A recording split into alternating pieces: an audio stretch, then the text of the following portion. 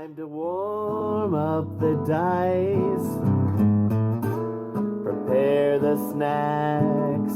Will there be safe passage or brutal attacks?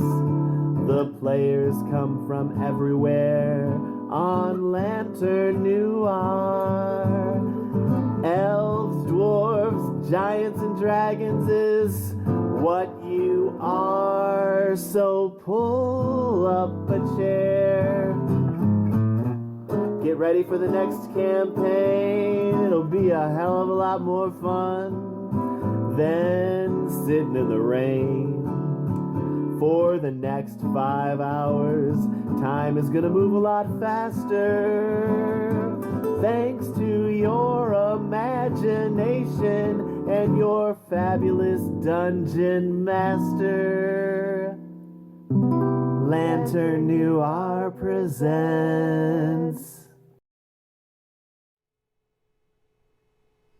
Good evening and welcome. This is session 0 of the Candlekeep Mysteries, which came out this week from Wizards of the Coast. I had the bright idea to get together with some friends and do some gaming and see what kind of adventures they have come up for us, all with the theme of a book. Every adventure is going to begin with a book. And so we also thought it'd be a good idea to stream our session 0, a chance to get the whole party together and talk a little bit about our characters, do some character making, do a little bit of building together.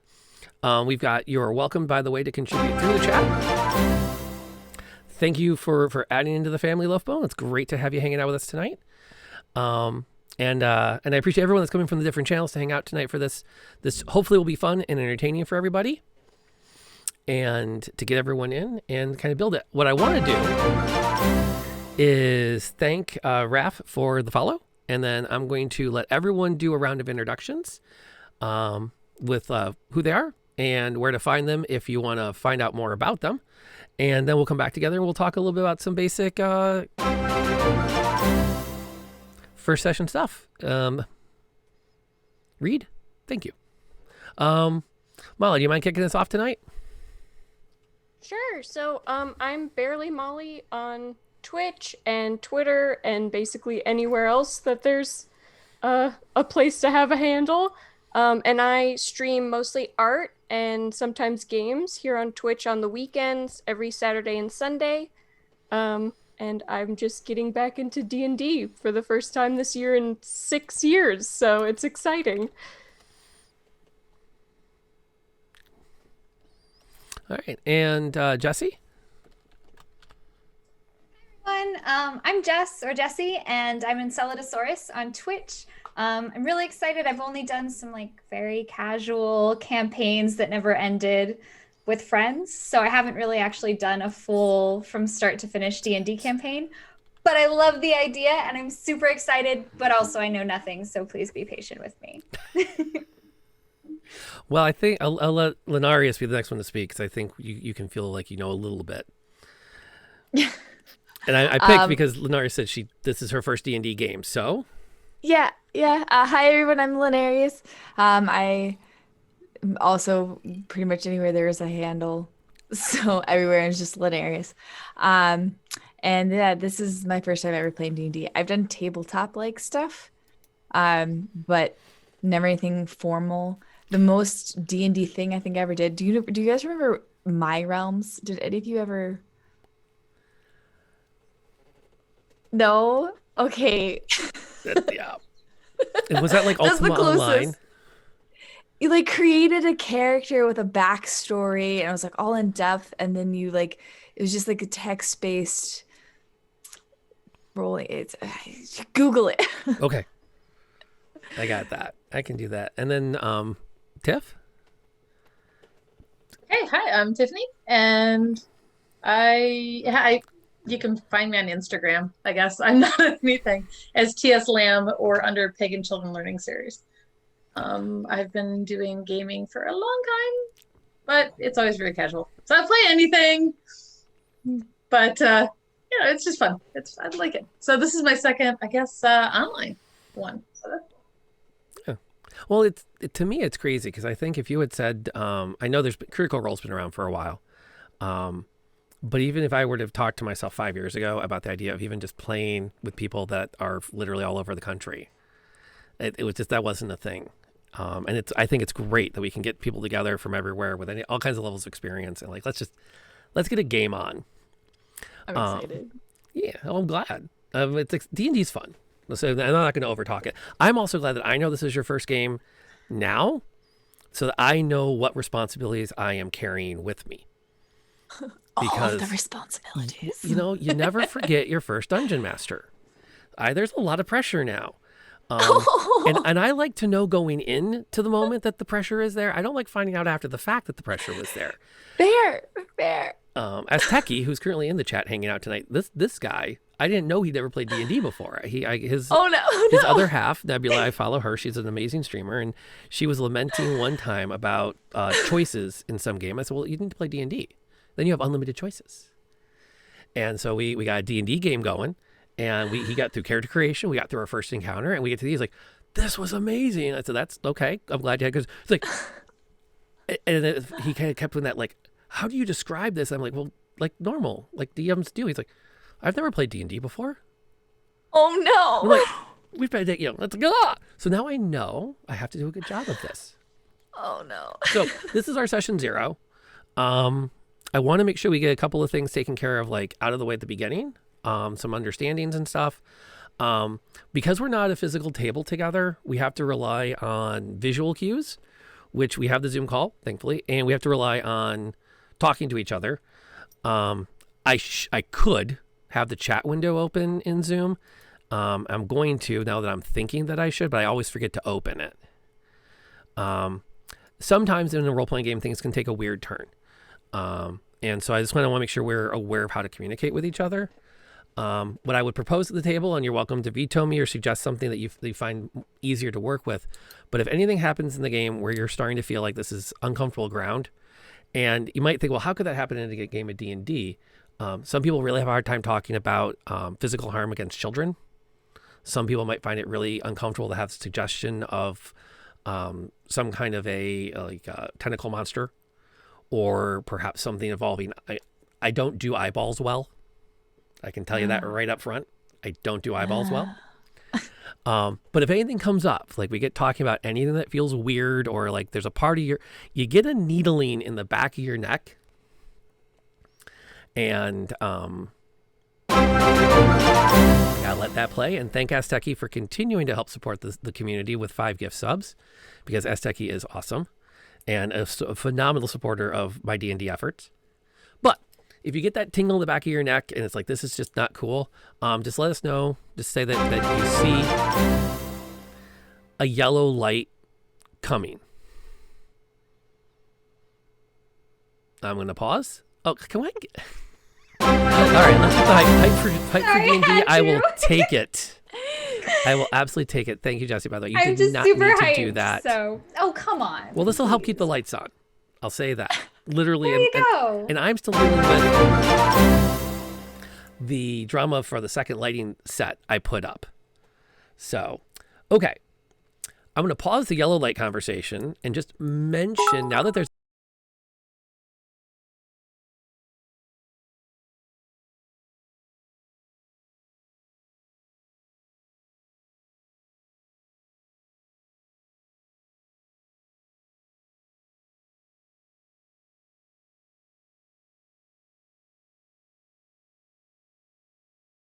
whoa.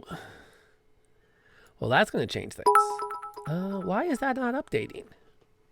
Oh my goodness. Look at this. Oh my gosh, everyone. Everyone's Chat, so you are geeked for D&D wonderful. tonight. I know. Yes. I mean, I'm assuming it's for D&D and not for my amazing, like, Session 0 safety talk, which I am not going to continue until I know we can get through it.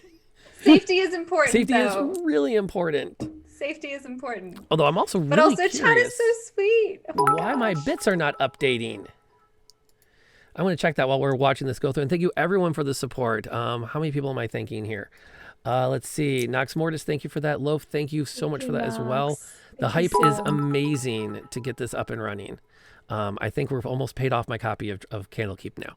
So, which is perfect. There it goes. It updated. Okay, so here's a fun fact.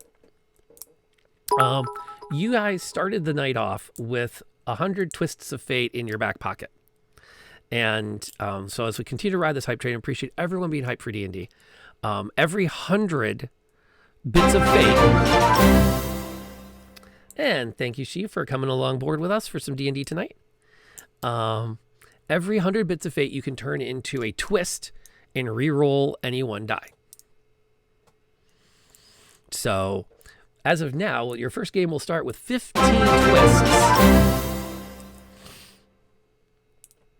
And thank you also again for Barely. Thanks for Molly for hanging out and playing to hang around more. And Meaty, thank you for adding in. This is just fun. We don't need to play D&D tonight. I'll just sit here and shout out all the awesome people that think D&D is awesome. I needed the hype emote.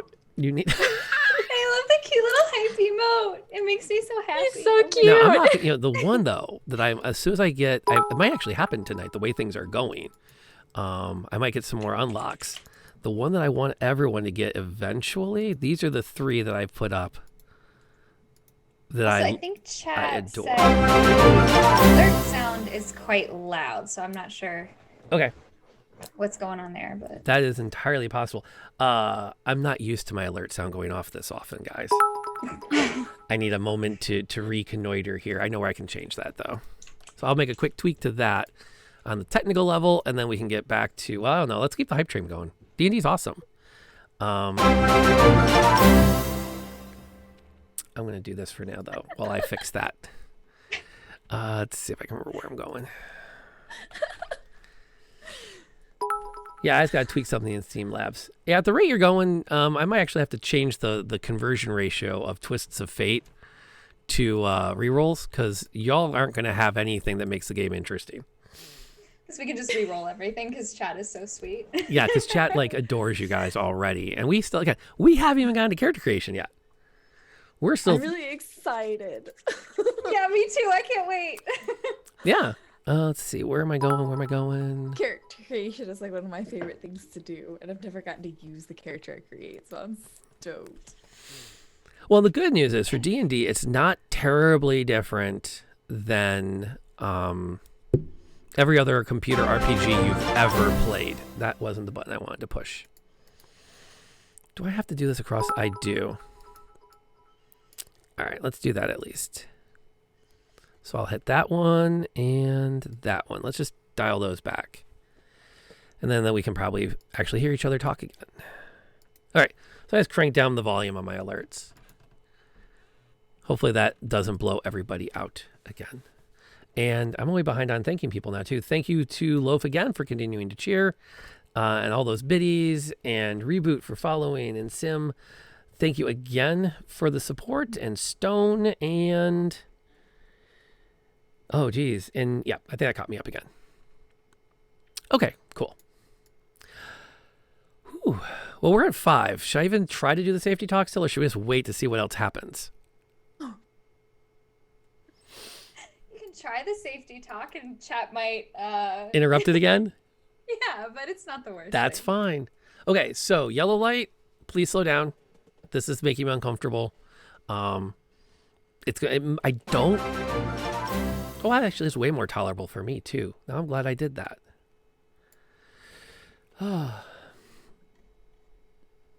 Let's see. Knox, thank you again for continuing for the cheers, and Mega Dave for following. There we go. If things go across the line, what I would ask you to do is to go ahead and just turn your camera off. And what we will do at that time, hey, thanks for being part of the group. We'll cut the stream. So if any of your cameras cut out and it's out for more than 10 seconds, I'll just put us into a BRB screen. That'll give us time to then take a 3-minute break as players, meet back after the 3, see what happened, and then we may or may not come back to the stream after that. Now, for everyone hanging out, I guarantee we will not just vanish on you, but it might be as simple as I come back on and say, we decided we're going to call it a night. I will never at any time talk about what happened off stream, and I will never talk about why we decided to call it a night if we end up there. I just don't want anyone to ever leave a game session where they feel like something happened that they couldn't react to authentically as a player, because we're here to have fun. Everyone's fun can be a little bit different. Some people think it's really interesting to talk about death traps, and some people like to collect stamps. So we try not to get into judging those kinds of things. And thank you for the biddies, Sim. And thank you for the gift stub, Stone. It is so great to see you guys helping out and keep the community growing and supporting everybody and keeping my lights on. And I'm going to change the gift sub sound because that apparently is a different one. And I think we're good to go. Wow, Loaf. Yeah, Nice. so much. Yeah, Loaf, all Thank you the so gift subs. much. Loaf, that is awesome. I appreciate Loaf's that. my mod, so Hype thank train. you. Yeah, well, thank you. What did we end up at? Oh my goodness. Okay, we're at 211%. This is insane. Okay, this is the best chat ever. You all are so sweet. You Oh my guys are gosh. great. You guys are just, well, you know what it is? They know that they're coming. You know what? I'm done with this. I'm done. They know they've got a freaking awesome DM that's running a game tonight, and they're here for a good time. I'm not playing the Garsh humble You're the thing star of anymore. the show? I'm over that now. But yeah, no, totally. Thank you though for all the gift subs. It's great to see this community grow. I'm gonna wax a bit, and then we're gonna talk D&D. Wait, I'm not gonna wax. Would you ladies like to add or contribute anything to the safety talk? Everyone else can wait for a second. Are we okay with the yellow and red and the camera offs? Sweet. Yeah, I put a message in chat, but I don't mind like just saying it too. Is like I think for everyone there are topics like for you eyeballs, that like make us uncomfortable or that like would really ruin the fun. And so for me, just I think sexual violence is one of those things. And I mean, I've never had it come up in a D&D campaign, but like sometimes, especially not saying any names, but major fantasy writers just like to throw that in there as like this makes it gritty and dark. And so I'd love if we could find other ways to add grittiness or darkness to our campaign should we want to. Just my personal preference if we can make that happen. I don't foresee it happening given the content of, I mean, Candlekeep Mysteries were written by some of the most inclusive writers Wizards of the Coast it's ever brought together. In fact, I bought it specifically because I was mad at the D&D community that had decided to hate on it because it has a wheelchair accessible dungeon. Oh, we talked about this. Oh, that's there- horrible. There is a dungeon That's one of the reasons why I loved this group of stories is that there was like an accessibility dungeon there. And I watched the grognards just get up in arms about, well, it's not realistic that you can push a wheelchair through a dungeon. That's just, back in my day, that would have been a negative. And like, you know what, dude, sit down, shut up. The world's moved on. Also, have you seen athletic wheelchairs? Like there are hiking wheelchairs. There are sports wheelchairs. Like, and those things are indestructible. And you know the wheelchair users who become very like skilled with like tricks, like you can do a lot. So what's unrealistic is that attitude, not having an accessible dungeon. Here's what I want to put out as we get into character creation. It is my belief, and I stand by this, and I wanted this as part of our session 0. If whatever matters to you to be in your character as part of your character, you should be free to add to that character. And as the guy running the game, you and I can have a conversation. Is the world going to change because you did that? If it's something that's on you that was outside of the bounds of statistical normal, which as a math guy, I have to admit there is such a thing. If there's a curve, it exists. There could be a consequence, but there doesn't have to be. So, for example, with gender identity, I get really anxious when people say, well, you know, Game of Thrones is so grimdark because, you know, violence against women is historically accurate. Yeah, doesn't mean you got to put it in the book. That's your choice. You put it in the right choice. It's not as actually widespread as people seem to make it, which is really frustrating. Like, if you actually study history, you'll see that it never was at the levels that modern fantasy writers seem to want. But also, like, you know, Brianist in chat makes such a good point. Yeah. Which is like, oh yes, let's have a realistic Game of Thrones world. and there are dragons. But we got to be historically accurate. But there's dragons? Like, There's ice zombies and there's dragons, but you Dragons know are that's real. better have like Yeah. you know a salt in there to make it realistic. Like, My take on it all is if it's something that you want to have, if you want to be overcoming some kind of a prejudice, we can add that. If you want to have a character that looks cool and your definition of cool is this, you can have that. And my job is not to enforce reality on you because last I checked, I am in reality and reality kind of bites sometimes. We are here tonight to not do that. Reality sucks sometimes. Yeah. Well, and especially the recent sometimes. Right? Like the best Literally thing to being all a of kid was 2020. imagination. I mean, I lived in the woods basically, and so I would pretend I was an elf and I would run around in my woods all the time. I took up archery because elves and Robin Hood did archery. oh gosh. Oh, that's actually a good question. I think Loafbone, we are doing this weekly, right? Am I jumping the gun there? I was really excited that it was weekly. Okay. Yeah. Oh yeah. As far as I know, it's weekly. We'll see how long we can keep Yeah. it up. I've already screwed up our calendar once, so No, you didn't. should probably not answer calendar questions. No. It worked I out. mean, I'm happy you did, because then I joined, so. we wouldn't Yes, have Molly. exactly. And I Part of the plan. did find somebody who was going to let me sneak an early copy of Candlekeep so I could prep. And he called me on Sunday. He's like, dude, I'm not going to get my copy until Wednesday. I'm really sorry, man. I'm like, that's okay. We missed our first week. It's perfect. He's like, Awesome. thank God. And I'm not quite, well, I might be now. I don't know. I wasn't high enough on the food chain to get my hands on like a review copy, but we'll see what happens. Maybe we can leverage this into more Strahd later. But who knows? Well, my Sunday night game is actually probably headed after Strahd. So unless you guys beat him there. Challenge accepted.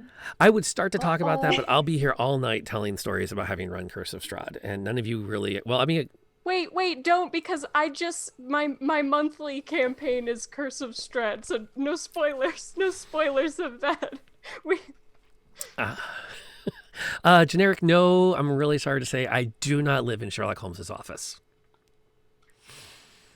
I'm really sorry. I hate to break the fourth wall there, but You do, but only on Mondays. only on Monday. Well, and tonight. I Monday clearly room. I have Sherlock Holmes's office up tonight. Oh. So what I was doing earlier today, I actually was in a pub because I was playing music for my students. I don't mind. Language. Let's shoot for PG-13 if that's cool with everybody. I don't want to have a fuck counter up, but no more than 2 per show. Okay, I was gonna say That will be because good. technically Twitch uses PG-13 as like all cuss words and stuff. So what What do is you define? PG-13 Yeah. for here? Yeah, Oh. it's different for everyone. I don't know. I mean, okay, so here's where I'm at. Please don't make my mother yell at me for this. Gotcha. I will save my super crass pirate character maybe for another. Yeah. I think if I you- only have trouble when I do horror games, and that's because I get scared and I scream things. But other than that, I'm pretty good. I say banana biscuit a lot. Is that okay? Yeah. I'll be honest, I haven't even looked at what the Twitch rules are yet.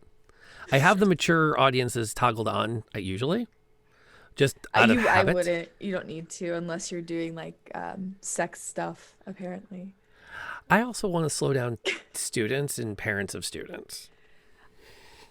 Oh yeah. I swear a lot on some of my streams, so I have it up even for like my educational streams just in case. But it's more of that filter of like, I feel like 8 years old, maybe. No. Yeah. My 9-year-old, at least I know, is good because if I'm watching anything with profanity in it in my own room, she'll walk in and yell at me. If she can hear it in the hallway, or worse, she'll come in and she'll, you paused it. I did. They're swearing in this, aren't they? Yes, they are.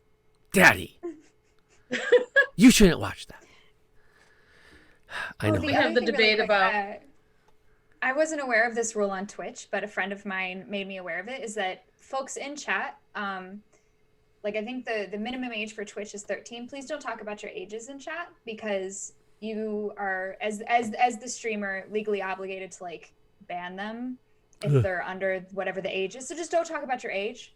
I have to like remind people in my chat of that. I didn't know that it was like the burden was on the streamer and you could get like, your account removed and stuff if you don't ban people who are who self-profess to be under a certain age. Don't even do it as a joke, because like that could actually get a streamer in trouble. So recent info, I'm just like paying it forward, letting everyone know. Thank you for that. I appreciate it. It's kind of like my rule for my classroom. You can do whatever you want in my room. I have one rule. You are not allowed to make me do paperwork. If what you want to do will involve me doing paperwork, is out. So things like that. If you bring up your age in here, That is such a great rule. I have to do paperwork. So don't do that. I love that rule. Can I punch the guy next to me? No, I have to write up for that. That's paperwork. Can I get any? Can I fail? No, because I got a document with the counseling office. Can I just leave? No, because then I got. What part of this? This is how you know I've been in the classroom a little bit too long. I used to be a teacher, so I get it. Oh, what'd you teach? I taught physics, biology, human anatomy, physiology, and sports med. That's awesome. That Yeah, is so I have cool. my master's in education and my Oh. bachelor's in physics. I had no idea I So- had such a kindred spirit. I Yes, too have taught physics. the physics. I was bad at the physics teaching just because I was just like, I just kind of want to do it. I don't really want to talk about it. You want to be more of the Jamie than the Adam. Yeah. Yeah. But the bio was fun. Tonight, I'm drinking Bushmills, green label. Tiff is, I think, Ooh. working her way through red. Oh, nice. I have water label. I also have water. Well, I have my battle armored teapot too, so I'm set. Oh my god, that's amazing. Okay, we've agreed on the safety stuff. We've got a good plan there. My other rule is when it comes to story and background, I don't care how balanced we are. My biggest thing is that we have a fun time telling a story, that we create some good role play opportunities. We get to slip in and out of our characters. And it's going to have a good time. So before we got together, you all were kind of talking things out. And before we even came on stream, there was some conversation about who wanted to maybe play what. Do we have a strong opinion in any direction yet that we can use to start to guide? And where we at? I know Linarius was saying she's still new to making a character. How about this? I'll go through making a character that's a generic. I'll make it. I'll put it up on the stream. And then we can just walk through the process, make sure we all get to the end in this, at about the same time-ish and in the same piece. If that flies for everybody. Yeah. Cool. Let me switch over to that screen. I'll get D&D Beyond up here. And I'm currently, let's see where my D&D Beyond is. There it is. Let me add a name on this. DM's PC to be named. I don't know what name he's going to get, but I think for the first time I feel somewhat compelled to actually make a dude. My job in high school, I was the guy, because we were all dudes, I was always the guy in charge of making the female character. Which was always very awkward because we were all high school guys and we didn't know what to do with a female character in a game other than use them for bait or sexual innuendos with guards to get them to leave. We were 16-year-old guys in the late 80s, early 90s. I'm going to give myself a slight pass on that. I have learned since then. I deserve the finger wag. I knew it was coming. I like to think I've moved past it. Can only imagine the awkward flirting that a 16-year-old boy thinks that a female does. I will, Right. to my own credit, I would like to think I did at some point start to say my character is here for more than just flirting with guards. See? There you go. And then the rest of the party would raise their hands and elect that she still had to be the one to go talk to them. It's interesting. So in some of the groups I played with before, we had a really intense conversation because one of the women I play with, she always rolls a male character. Because for her, it didn't matter. It didn't matter if you were male or female. And I felt the same way because it didn't matter if you were male or female, but I always rolled a female because it just wasn't a big deal. But we had an interesting conversation. Like, does it matter? And of course, none of those situations came up. And we just didn't play it that way. So That's what I love about Ubisoft games now. It's like Cassandra's gender never really comes up as such, so she can be a girl. It works. And frankly, if she were real, she'd be on my list of 3. So, Is it laminated? well, no, it's just that my wife and I have an agreement. There are 3 people. If they ever come to the house and say we'd like to go on a date, we are allowed to say yes. Oh yeah. So, I've got like Scarlett Johansson, Gwyneth Paltrow, and now that I don't feel so awkward, Lindsay Sterling.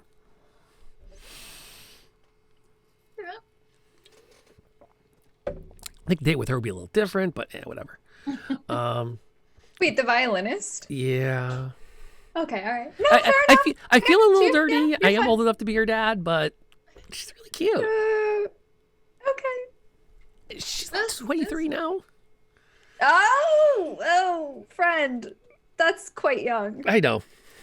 What are the odds she's coming to the house? Yeah, that's kind of you don't know. Fair it. enough. Okay, so race. I don't care what y'all pick. My take on this is you guys can pick whatever you'd like. I would kind of caution against the monstrous races. We talked about that earlier. Tieflings are kind of interesting, I think. Humans are good go-tos. I'm a sucker for halflings. There are also certain races that are like better for classes. So I didn't know, should I figure out my class first and then pick a race that fits it, or just kind of go, nah, I'll just do whatever. Does it matter? My money, pick your race first. Okay. But that's me. And the other thing too is they've made some changes to the way they handle the attributes and the bonuses. So really anybody can be anything. And I think it's kind of fun. My absolute favorite thing in the world is the halfling paladin. Because there's just something about a 3.5 foot tall woman in full plate mail armor telling you to sit down and eat your damn peas. Because we have evil to defeat tonight.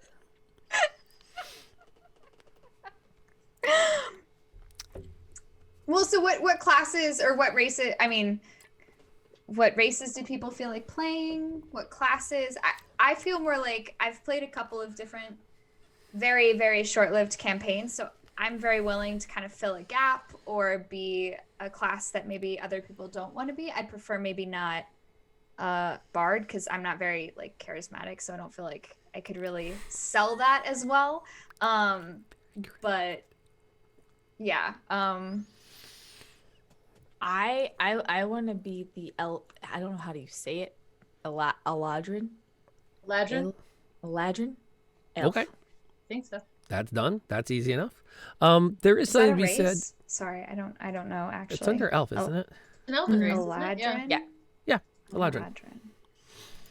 Let's see. I was looking at Ganassi, or I don't know how you pronounce them, Oh! but I think they're so cool. But Yeah. that They're super that totally No, doesn't it's mean okay. that someone can't be like there can't be 2. There totally can. I have no issue with that at No, all. go. If you want to do that, I can pick something else. I picked a water one, but like I can do whatever. So go. Well, wait.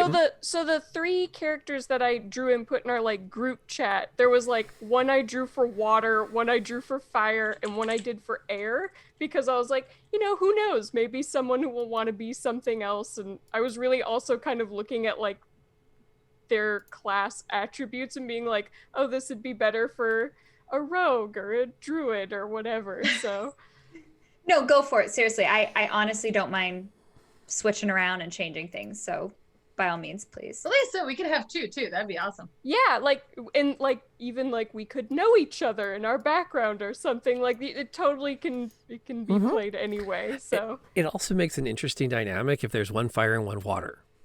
ooh. Because that becomes one of those, like, obviously you two are not getting along, right? And then you can either say you don't get along, which plays a little tropey, but then there's that fun twist of, why wouldn't we? And then that collective, like, what are you saying? Becomes a really I think neat it works shtick. well with their hair color too. You're very red, you're very green. Mhm. Cool. Let's see. I'm not watching the chat nearly as well as I could. Favorite character, paladin who lost favor and perpetually hungover. Yeah, you can talk to Azteki about losing the faith of your god. He's headed that way if he's not careful. And the advice for is to pick class first and then do race. Yeah, we can always go back and we can change. Were there classes that people really wanted to play? Well, I'm leaning towards either monk or barbarian because the last couple of games I've been, well, like in the other game with Rob, I'm a bard, so I don't want to do that. And then the other game I'm in, I'm a sorcerer, so I thought hitty punchy might be fun. I haven't done a barbarian or a fighter in a while, so I thought I'd go that route. Yeah, I was thinking a monk for mine, but I could choose a different one too. I don't know what the other ones are. No, We go could have a monk, I'll go barbarian and a monk. Yeah, Yeah. nothing wrong with that at all. If you want to, if we want a party of 4 punchy stabbies, I have zero trouble I'm with happy that. to go barbarian. I really am. All right. Sweet. So I'm kind of filling in And, this now. Um, I have Jess, a half if elf you here. want to grab like a water ganassi, I can grab the fire one, and I have like a rogue too pulled up that I've been dying to play like a rogue or a paladin or not a Go paladin, for it. a druid. So like if you want to grab the water one, totally go for it. Sure. Yeah. No. So I was a druid and I've been a wizard. So I was looking at some of the other ones. Let me think here. So you said you're gonna play the fire ganassi and you're gonna play a rogue. Yeah, if you want to Okay, grab sweet. the water one. Yeah. Yep. And I gotta figure out what the water one can do. I guess we don't really have a healer. We could do that. Sure, we don't. Let's see. that like I think the cleric? water ones have +2 wisdom, if I'm not mistaken.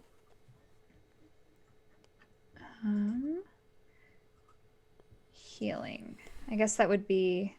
Yeah. I guess that's a cleric. Paladins also have healing magic. Bards have some healing magic. No bard. You know, okay. Let me pitch this at you before you completely discount bard. Not every bard is a charismatic performer. Okay. Shakespeare, it is well established, was terrible on stage. Okay. I'll look at Bard. But I'll look at Bard. Oh, but primary ability charisma. Like you gotta be all like extroverted, and I don't know. I don't even know how to like play that. Like, how do you be funny and likable? Like that's. charisma is simply force of will. You don't have to. I'm not going to push you in any direction. You do it. Ooh. Okay. Force of will. I could.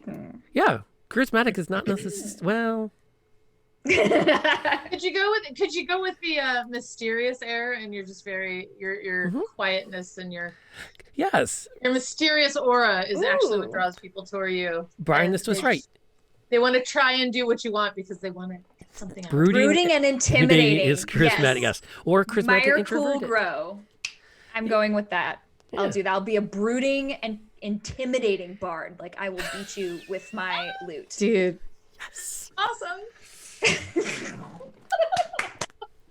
Every would be time you fun. walk in the tavern, just Megadeth starts playing. I'm like a metal bard. Exactly. That's what we're gonna go with. A I love water it. ganassi metal bard. I can see that. So once you got your class, I think, Narius, if I'm looking at monk, I don't think you have any choices to make when you pick monk. I think No. you're just good to go there, so that's easy Yeah. enough. And then I did the ability scores. Sweet. Did you do standard array or point buy? Oh, I assumed we had to do standard array. I don't know the difference between them.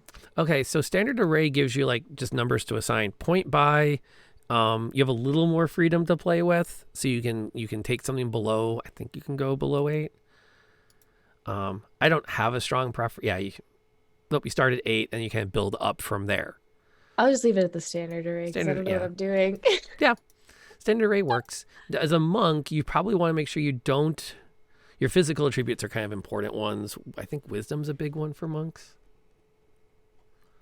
Let me go back and double check before I get too far down the road. Maybe wisdom and dex.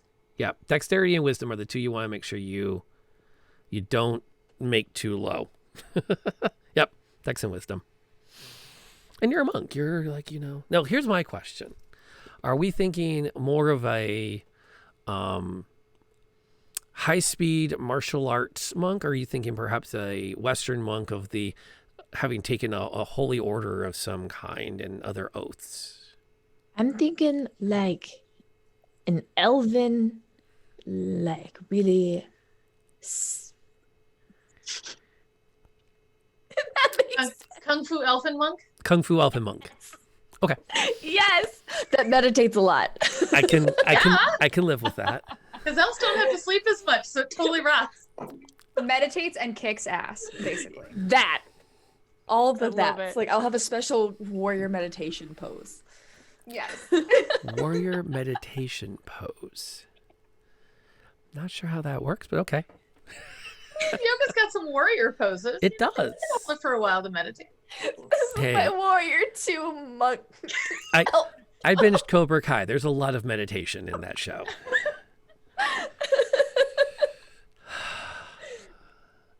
Okay, under description, and you said you are you taking which background were you going to take? I really like the haunted one, but if it's paperwork, I won't do that. No.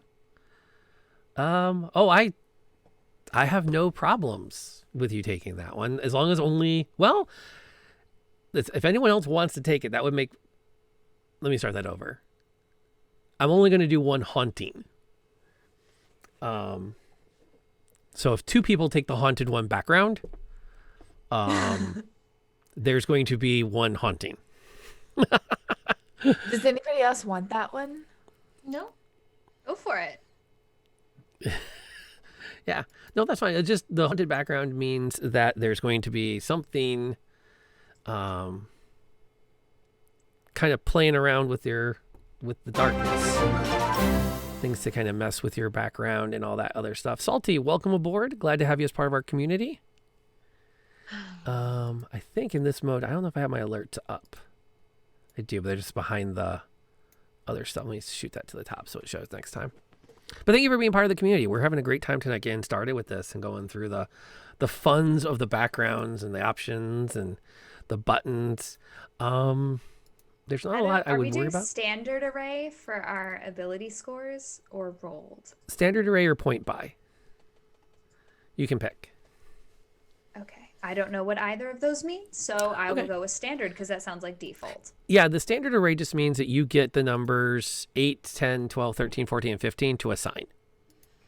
How do I know which ones I want? I mean, obviously charisma, I know that, but like, what else do I want?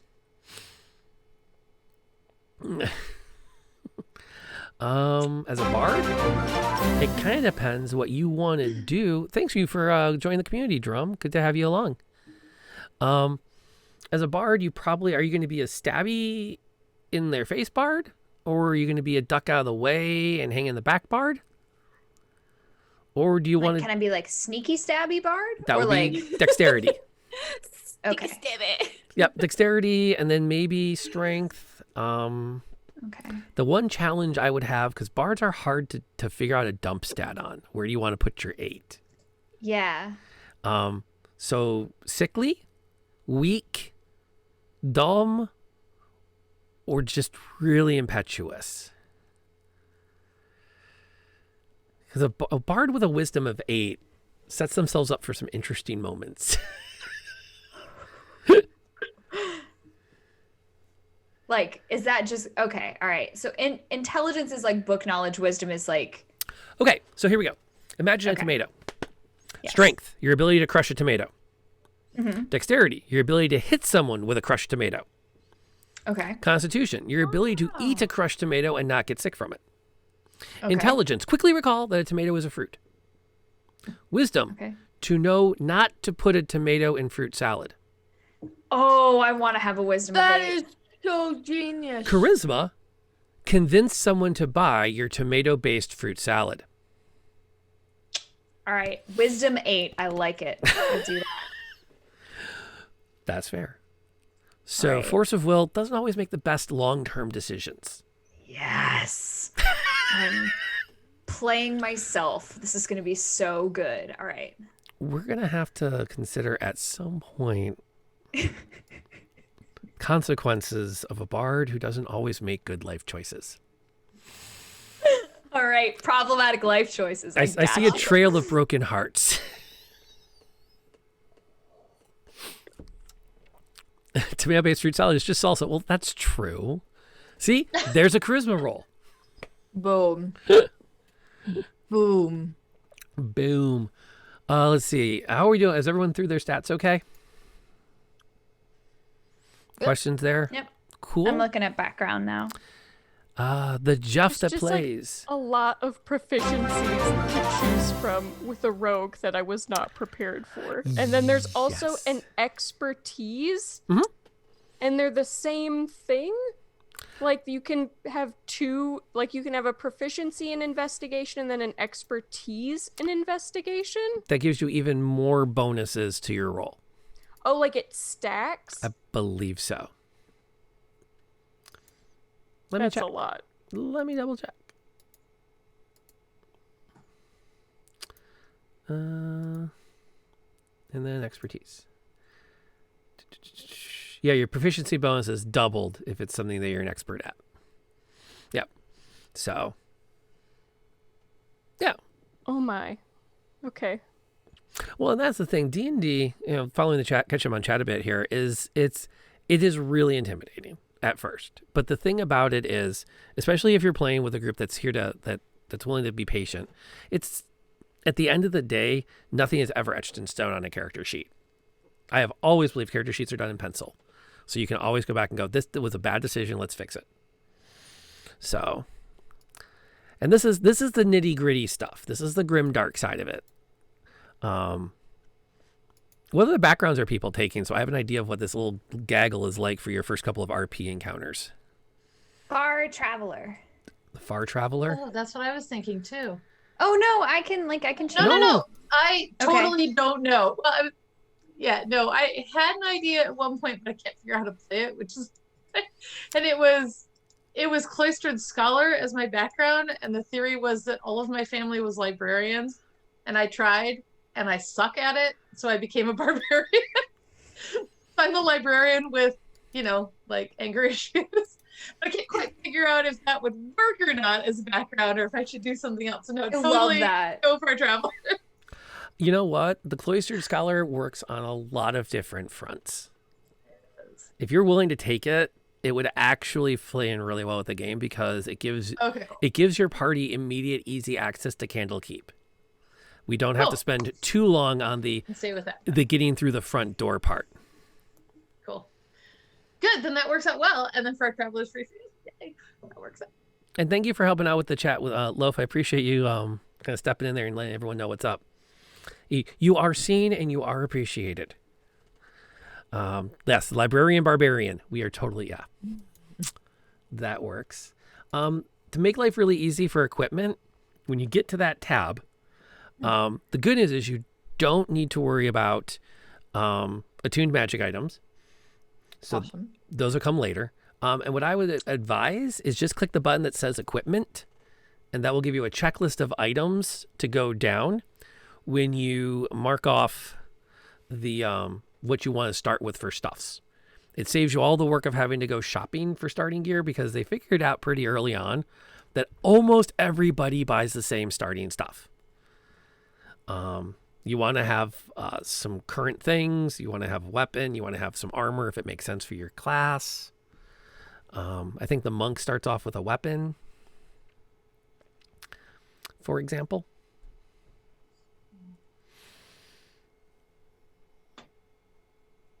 And then So it had me pick, in my class, it had me pick 3 musical instruments as a bard. And then when I pick tool proficiencies, those musical instruments are not listed. Really? So, because I wanted a lute, because I actually have a precursor to a lute, Nice. a North African instrument in the other room that I could just have in the background as a prop. But it's not listed. If it's not, it might be somewhere else. And if it's not, I'll just throw it on your character sheet later. You can totally Okay, start I'll with a put lute. lyre, but by lyre I mean lute. By liar, you mean, so you're lying about whether or not you have a liar or a lute. Yes. There's the But, freebie. Languages? It says choose a language. What? Everyone knows languages beyond common. So common's the language everybody speaks, and you can pick additionals. What you might consider is if all 4 of you can agree on one other language to speak, in particular, maybe a stranger language as something, maybe that's a common bond, or you can diversify so that whatever you come across, somebody speaks that language. because there's always an advantage to having somebody who speaks the native tongue when dealing with something. Following the chat, to answer the question, I am a super casual person when it comes to keeping track of anything on a character. I tend to believe you can have as much of it as you need until the story says that we need to be worried about it. So the characters always have plenty of food until the story shifts into a moment where it's like, you've been in the desert for 4 days. Now you know you have 3 more drinks of water. Because I personally don't find a lot of fun in keeping track of all the other stuff. And there's another thing too, kind of building on this. When we're ever in a moment that's not the published dungeon, if there's a roleplay moment, it's okay to let me start that thought over. Don't ask, can I? The habit should be, how do I? So if there's anything going on and you're like, I think my character should do this, don't ever ask me if you can do it. Just ask me how you can do it, and I'll give you some options. I don't like ever telling a player that it's impossible. Why would you want a laser gun anyways? We've got wizards who can cast magic missile, and those don't miss. Could you imagine how Star Wars would be different if stormtroopers could cast first level spells? Yeah, but you can attach a laser to a shark, and that's pretty cool. I mean, we don't have a shark, so... I stand by my earlier comment. I still think Star Wars is a very different movie if the stormtroopers are all first level casters. Star Wars is a very different movie if any of the bad guys hit. It's very short. Truth. It just goes to show you the power of the Force, because I stand by that. When you get a whole bunch of Force users together, suddenly nobody can hit the broadside of a barn. Can I just say that this character sheet looks so freaking cool? Oh, is it finished? Should I look at it? Oh yeah, hold on. I gotta change my name though. Hold so on. behind. Hang on, let me get out into my campaign here, and I'll. Oh, I should have added it to the campaign, right? So Yep. it should be there. Yep. Okay. I have to get back to that screen. I'll pop it up here. I wasn't sure if I needed to tell you it was done or. Oh my god. No, it won't change my name. You poop thing. Hold on. How do I edit? Edit character. Let's see. Oh, good find on the character profile too. Yeah. Google. Okay, we have Jensen, the Eladrin monk. Good dex, good. A very sharp young woman. Yeah, well, that's what it looks like. Looks good. And that's a solid start. Okay. Oh, that's an interesting way of breaking it down. Big Jugs mentions the input. I'm like the code. You're the guys are the input, and I tell you the output. Yeah, that's not bad. That's not bad at all. That's solid.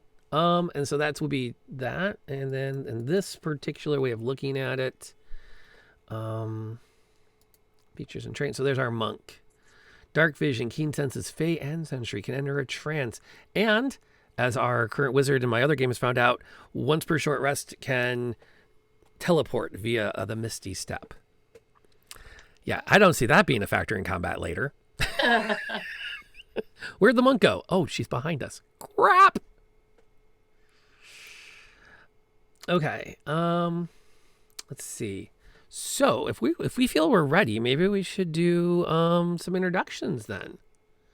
Oh, I haven't finished. I'm reading everything. I'm so sorry. Oh, that's okay. I'm reading up on backgrounds now. Okay. Yeah, suggested characteristics. Yeah. Well, what I can do then, while you guys are doing that, let me update a little bit now as these are fleshing out. I'm going to pop over here because someone in chat just asked, how are we going to know who's playing what? Well, usually I put that right up here in their frames. But because tonight we had just been starting out, I didn't have that yet. So I'm going to update this now. So Linarius as Jensen, Elven Monk. So that'll me fit that into her box, and that would be. And then later on, once we get a little more along, I'll add in some character portraits and stuff. I want everyone that comes by to have a sense that they can easily see what's going on. And then this would be, oh, okay. I'm just going to copy that because there's no way I'm going to be able to type that all out. Jesse's playing. You went with the Can you just do Mir? M-I-R is the first name. M-I-R? I tried to change it and it wouldn't let me. So it's Okay. going to take some time, I guess. As somebody in chat kindly told me that there's a little bit of a delay on D&D Beyond for the names. I can do that. I'll put that up for you as Mir.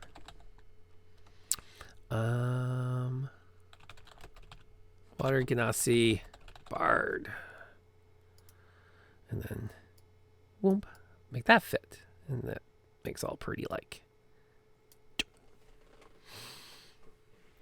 So I can do that. And then we'll have a better idea of who's doing what. And hope this is which works. Wait, what? Yeah, so as they're kind of going through this stuff, one of the things that I took away from 7C, which is another RPG I'm running now, is there's a lot of focus on you just tell me what you want to see happening to make the story interesting, and then we figure out how to make it happen. One thing I've seen a lot with DMs is there are several ways to play D&D, and I think part of how we all ended up at the table together is I tend to be let's have a good time telling a story, and there's some rules to see how the story turns out. There are other people, and there's nothing against this, who D&D is a competitive game. It's the players versus the dungeon master. And there are rules that we all follow to make the game work. And Sonic, welcome aboard. Thank you for the biddies. And I don't judge that. I mean, if everyone at the table has a good time in a competitive game, more power to you. And I think life's too short to care how people find their funds, as long as everyone agrees at the beginning of the game. That's just not me, though. I want us to all kind of enjoy our time together, hanging out, and, see where this all takes us. I like that approach. I don't want to, I don't know. I don't want to feel like I'm competing against you in some way, but rather that you're like facilitating the telling of a story that we are participating in.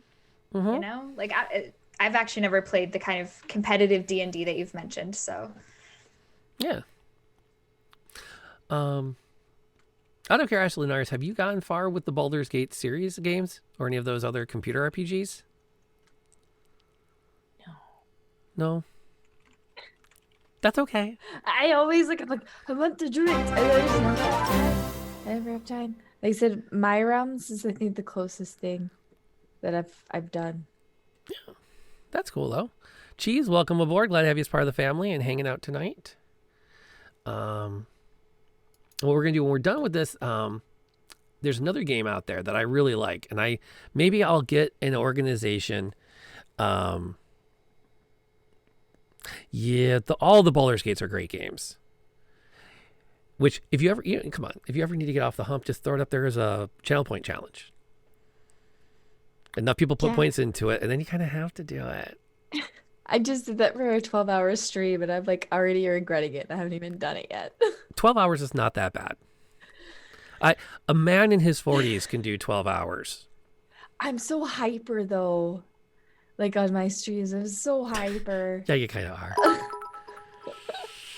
Oh, Willie, thank you for helping to contribute the bits. Thank you for being part of our show tonight and our game. And thank you for hanging out. Yeah. We're going to... And Ear, thank you for joining the family and throwing the follow at us. I did not really expect the Book of Fate to fill that fast. I'm still having a rough go trying to figure out what the heck I'm going to do with that. Umbra! I'm just going to quickly grab my snack, but I will be right back. Umbra! Of course, we'll be here.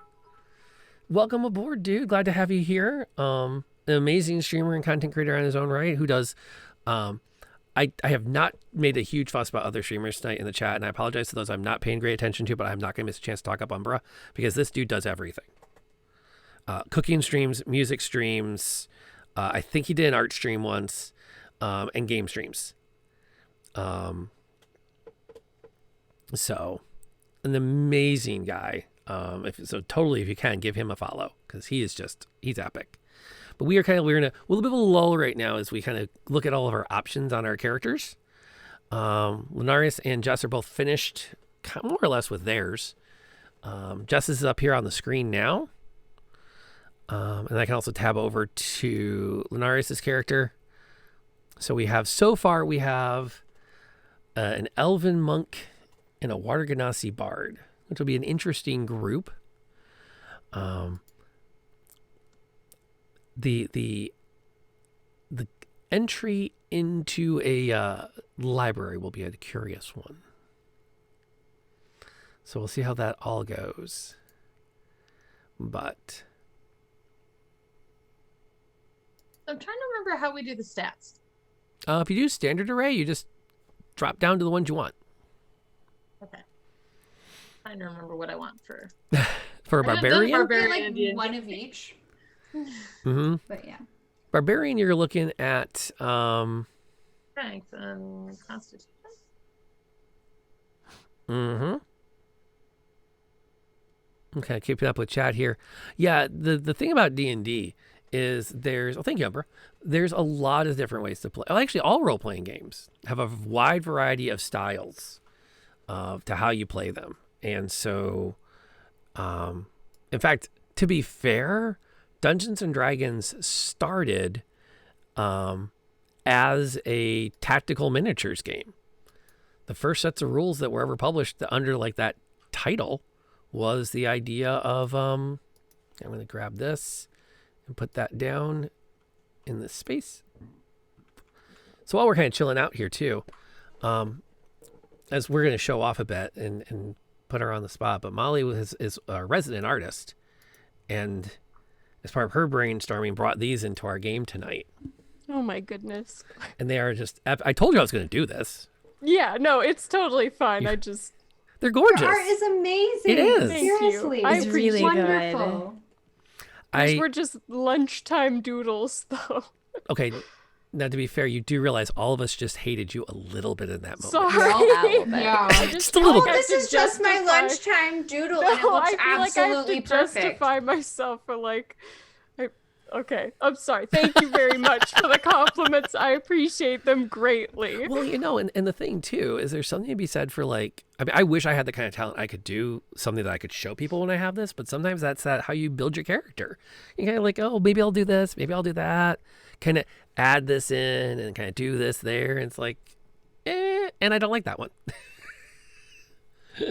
So it seemed like a good thing to kind of show off as we're kind of talking and figuring out where we're going to go from here. Yeah, and I think I'm going with the middle one, which is the Fire Ganassi, who's going to be a rogue. So, just so if you can get that visual. Fire Ganassi in all black. Yes. Yeah. I can see that. And Gran it. and Generic, thank you for joining the family. It's great to have you along. And Umber, if I didn't thank you for the biddies, I'm doing it now. I'm sorry I missed it. I'm still adjusting to this myself. I'm a little still new on the whole streaming thing. No tank in the party. We have the barbarian. Tiff's working on a barbarian. So we have a tank. We have a shockingly well-balanced party. Which I'm not going to complain about too loud. I like how surprised you sounded about that. I didn't know what was going to happen tonight, and it works really well that everyone's kind of do the things. Yeah, if there's a link we can put up there, because I don't have it there yet, I don't mind throwing it in there. In fact, if you hit !candles in chat, you'll get a list of our cast tonight. I have to update it slightly to get Tiff's Instagram in there, but it has the links to all the channels for everyone that's on the show tonight. Awesome. Thank you for doing that. Yeah. Well, Yeah, thank you. I want to make sure everyone can find everyone. That, the more we get to know each other and hang out, because here's how I view Twitch when it comes to to Twitch gamers. There are people who are really amazing at games that you want to watch to get better at games. And then there are people who have cultivated communities that you want to be part of because they're awesome people who attract awesome people. And I see myself as a streamer who requires a lot less hand-eye coordination. So, and I like to think I surround myself with amazing people, and if people want to go find them, sweet. Just keep being cool. So there's that element. I'm also going to update my notes. I have a little grid here we're going to use tonight that we're going to fill in a bit about our backstories. So I'm going to put some of our character backgrounds on it so I kind of know who's whom when I go to reference this later. So this is our Elven Monk. And then I'll make this available to everybody after the fact, if you ever want to cross-reference it. Because the one thing we're going to do as far as like story stuff goes, to get into a little bit of that now, is that you are going to start off in a small town together where there's been a curse that has affected the crops. So for some reason, the four of you have come together to investigate this.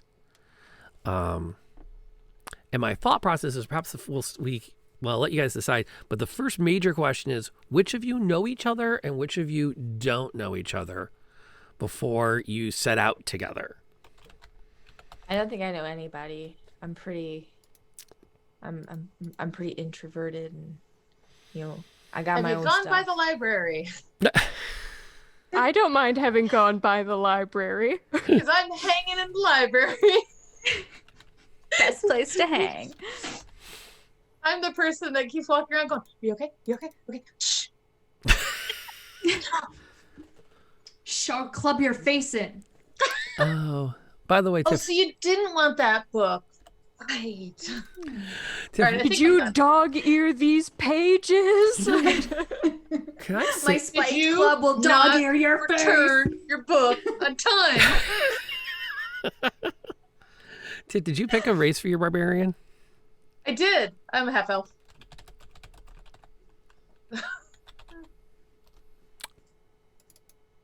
Okay then.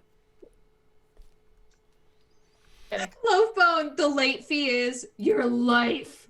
You know, in the scheme of things, you only really need one kneecap. Just saying. I mean, it's okay. You only had it like once. The second time, Well, there's that scene in Firefly. Shepard, isn't the good book kind of clear on the subject of killing people? Why, yes, it is. It's just a bit more fuzzy on the topic of kneecaps.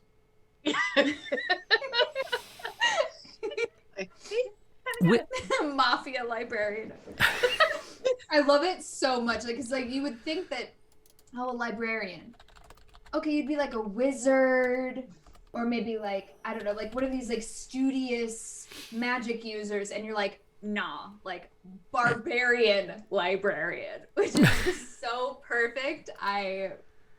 I'm so excited. I mean, it really rolls off the tongue too. A barbarian librarian. Well, and I was I dig joking it. that the Shona is actually short for Shona, which is what my brothers kept telling me. Just shh.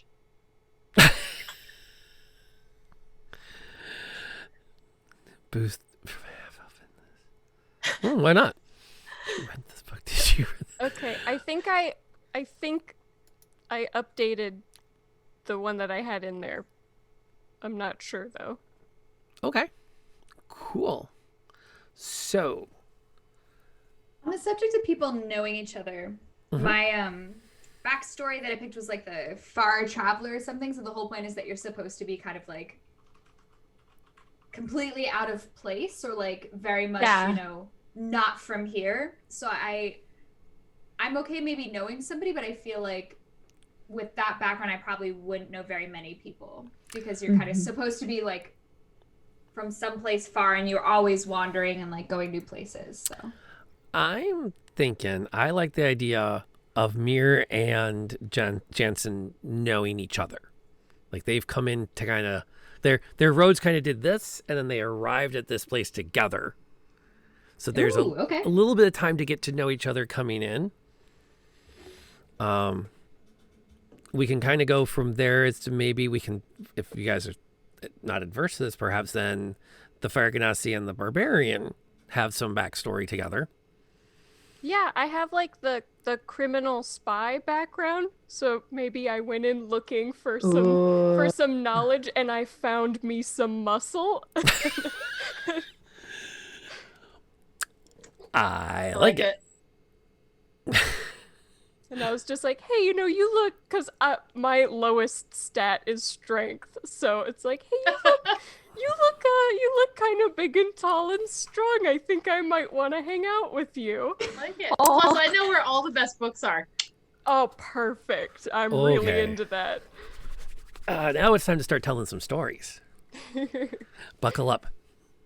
Okay, so as you guys are wrapping that up, there's another RPG out there published by Renegade Games, and I will always plug the crap out of it because it is one of the most brilliant bits of RPG writing to come out in probably the last 50 years. And here's why I say that, even though I'm not running it tonight. The system is designed to be one where the dungeon master quits playing after a while. They set the stage, the players start to go, and then once the stage is running, the players sort of maintain the game. That's clever in my opinion from an RPG point of view, but it also is the source, and this link is massive, and I don't have a shortcut on it. It's called Kids on Bicycles. It is nominally Stranger Things the RPG. Like if you really look at it, that's what it is. It's the kids on bikes getting into trouble. But this link is a link to a PDF that is a collection of relationship questions. And the key to getting the game to work well, and I think this is brilliant, is to give everyone a reason to talk to each other. And so these questions are designed to do just that. To give you an opportunity to reflect on your character, and most importantly, talk about the conflicts and the benefits of your relationships within the party. So there's a reason the four of you have come together to take on this mission on behalf of this town. We can figure out later exactly what that mission, how the four of you decided to do this. Are you getting paid? Is it volunteer? Is it just the case where the barbarian wants to go back to the Candlekeep library and it all happens to work out? We'll figure that out later. But for now, how are the four of you a team? How are Fagin's Fae collectively locked in? And that's a working title yet. Charlie's Angels is already copyrighted. So, what I'm going to do is ask you questions about the other characters. And I would like everyone to do one quick round of introductions because those are going to be locked in facts, and then everything else is kind of up for grabs. So this is your chance to lock in anything that you really want to have as a known quantity.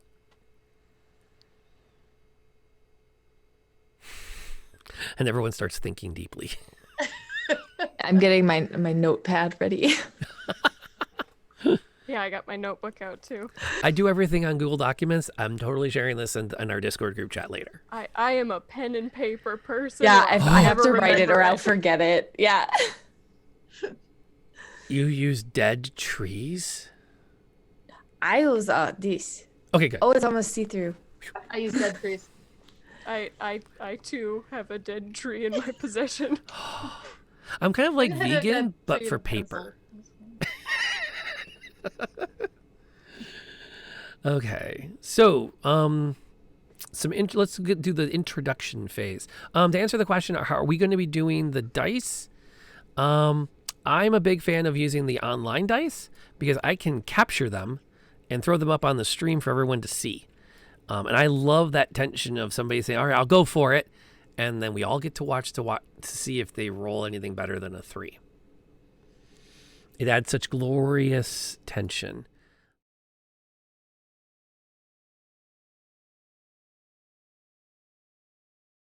It adds to the suspense. There Just we we get to see Tiff. We get to see the feature of the barbarian librarian. Speaking of which, Tiff, did you come up with a name yet? Yeah, Okay, yeah. hit me. Shahona Ilharan. All right. We have to come up with S-H-O-N-A. last names? Oh no. Oh, I never remember it past this. The only time I ever have a last name. So show. Yeah, show's good. Show enough. I love that. That was perfect. That was perfect. There's gonna be a lot of good puns with that. I love that. I love puns. Could you tell us a bit about show? Okay, so Sho grew up in the library. Her family's all librarians. Huge family. Don't know why. Just thought it'd be fun. She is crap. She never keeps quiet. She is always filing things incorrectly. She's great. Since she like needed a job and dad put her in charge of the returns, their late books have gone down immensely. Like everybody's turning stuff in on time now. It's just amazing. Okay. There's the half elf. I realize I haven't actually picked a weapon yet. I don't. I don't know if she does that. But... So is it the library? I'm curious. Is the library that you have been affiliated with up till now? How large would you say it is? I think it's a fairly large library. Okay. I think it's probably one that maybe a lot of people pass through, or a lot of maybe if there's a scholarly group or something that goes through. But she has become known as the librarian with rage issues because things often don't go her way. She's not calm necessarily. Librarian with rage issues. I'm down with that. And then Molly, did you get to that stage with a name and everything? Name. Yeah, I've named her Ember, but I didn't come up with a last name yet.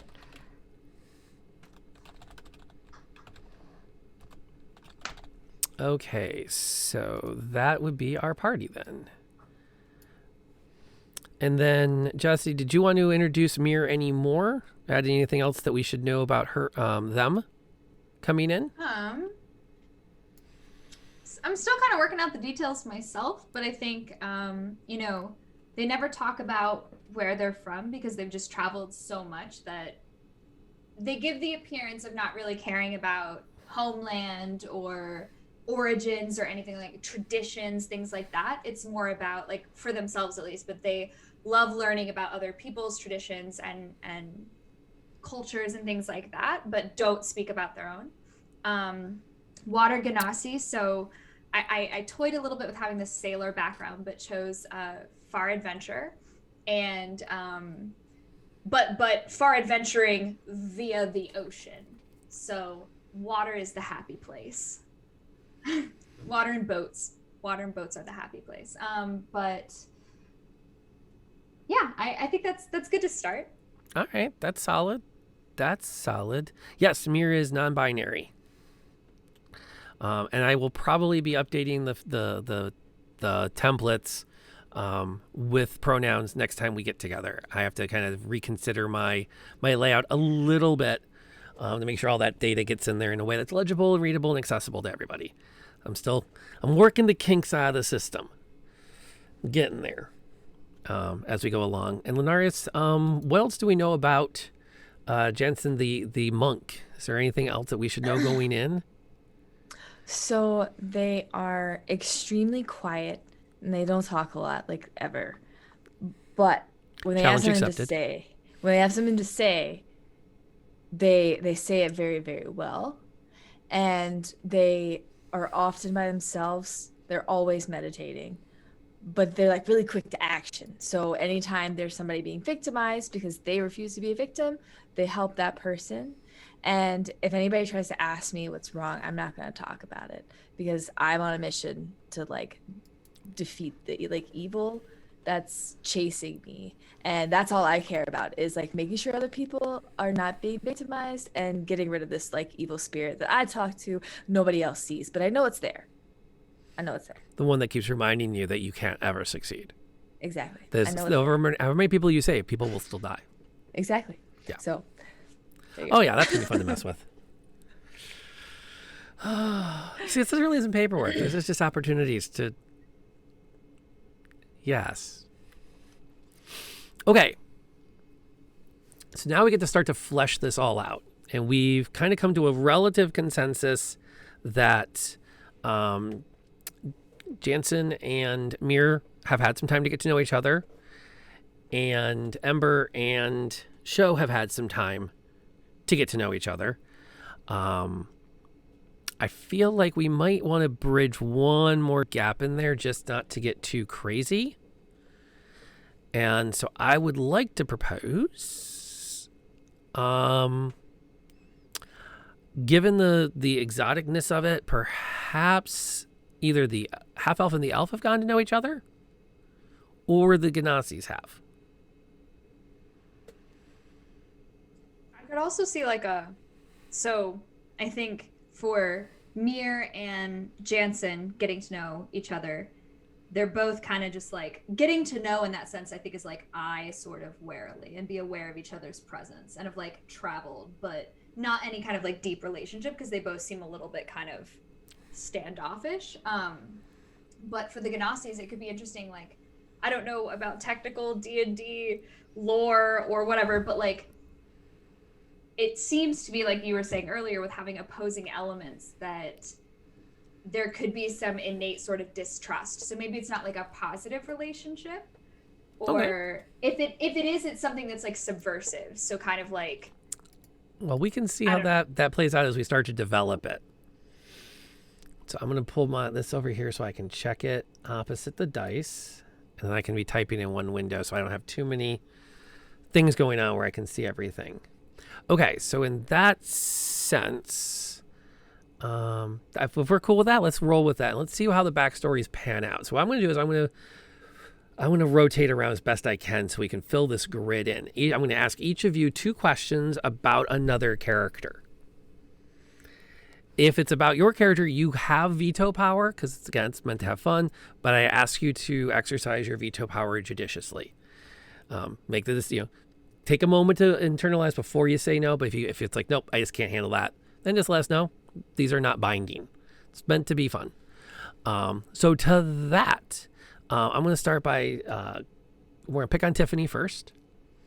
And I would like you to think about about the relationship between Sho and Ember.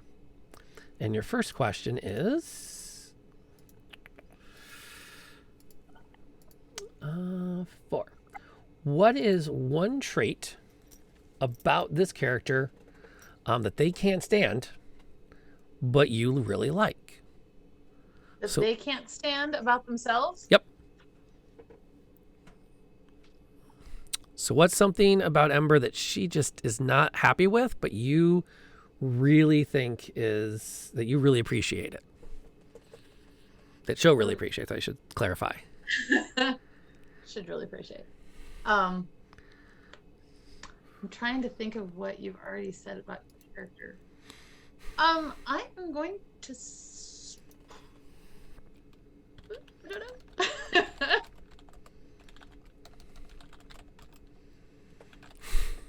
I don't know. I am going to say that you're Fire Genasi, right? And you're the... Yeah, it's like criminal spy, but kind of like very outgoing and like kind of like, I'm just gonna get to know everybody and then also steal something from your pocket while I'm doing that. I'm gonna say that what you do is you because I've really gotten to know you in the library. Mm-hmm.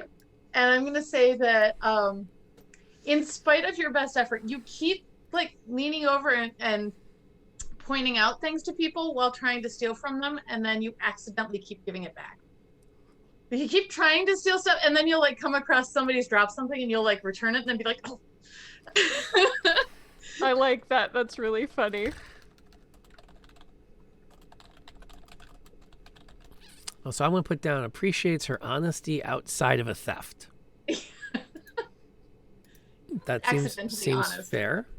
Now there's a downside. That's something you really appreciate about that Sho really appreciates about Ember.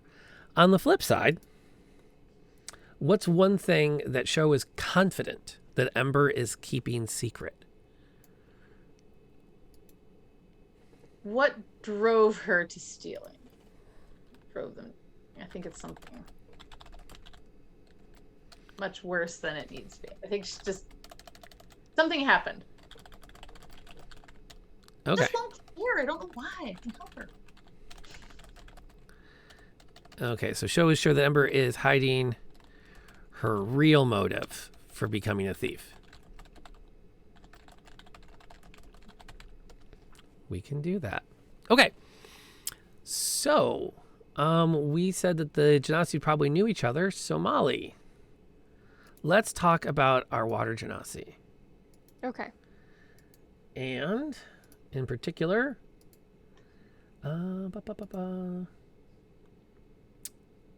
what is something that this character gave you that you treasure? Ooh. And we just make this up based on what we think like they would be doing? Whatever you want to do with it.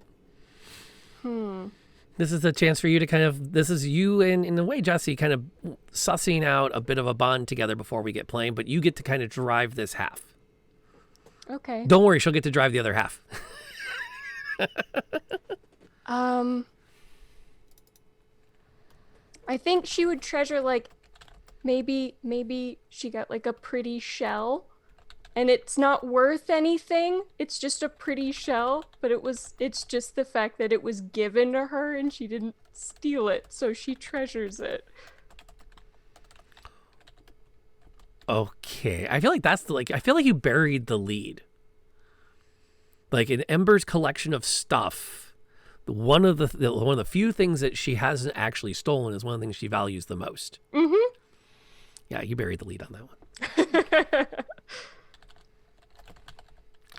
Now, there's of course, again, there's always a downside to these moments. A little darkness always a little tension makes the story fun. What instabilities or insanities is this character showing warning signs of?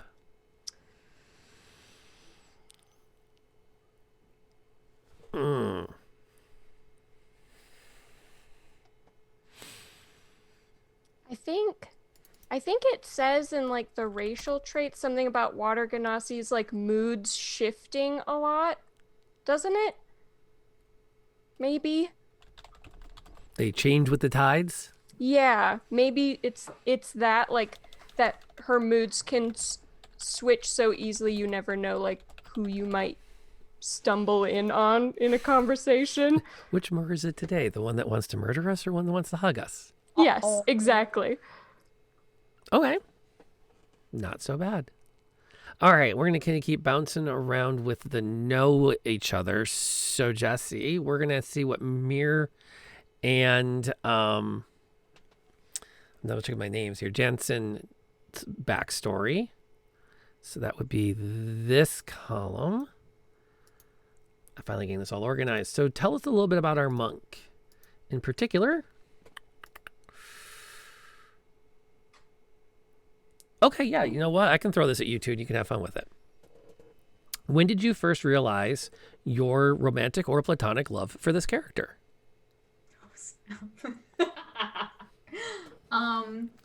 Is there a way that I can see Linarius's character sheet so I can just see what like backstory Jansen has or like what traits have been selected? Theoretically, but it's a lot more fun when you can't. Okay, no worries. Is there something you're looking? You're something you're fishing for? Because this is where we would add it. Yeah. Okay. So I'm trying to get a sense for like we got a good idea of personality. Like doesn't talk much, but when they do speak, it's got a lot of thought and premeditation behind it. Mm-hmm. But kind of knowing. Actually, no. I can roll with that. So I would say rather than labeling things love, which one of Mir's kind of most prized or treasured things is freedom, and so love kind of feels a little that's not as free. Mm-hmm.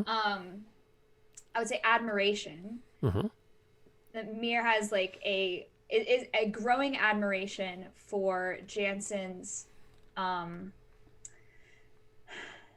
do you say it, like not caution but like ability to not just open their mouth and speak whatever's on their mind.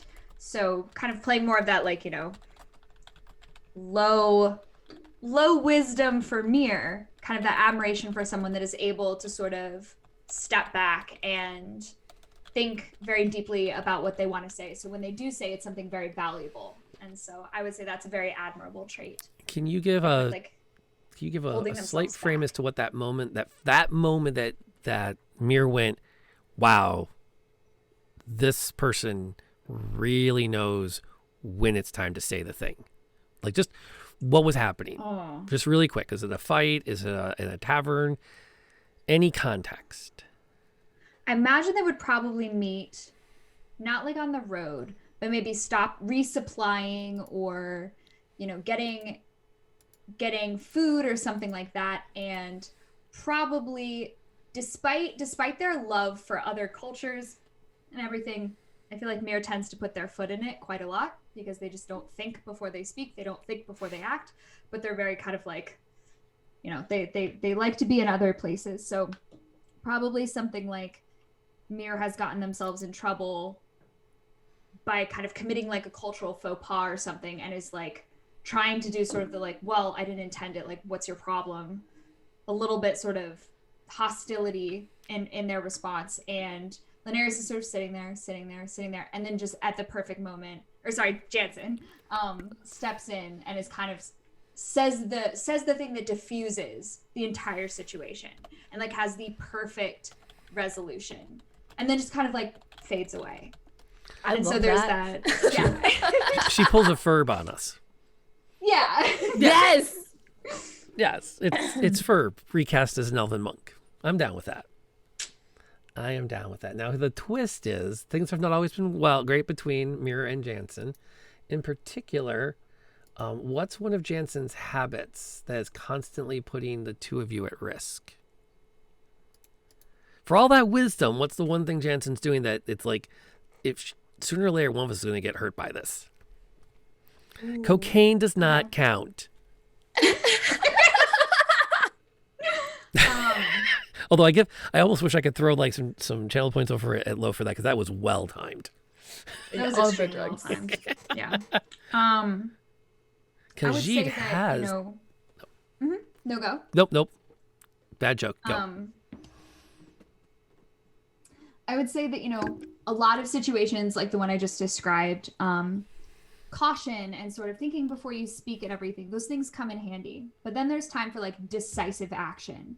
And so while Jansen is like an amazing monk and has all of these physical skills, sometimes they kind of like overthink the situation a little bit. And so the impetuousness that I think drives Mir to just quickly react, jump in the way, defend, start fighting, Jansen's kind of still sort of surveying the situation, very calculating, and might be that might get them in trouble, because there's a need for just a quick snapback or like a little bit of an impetuous response.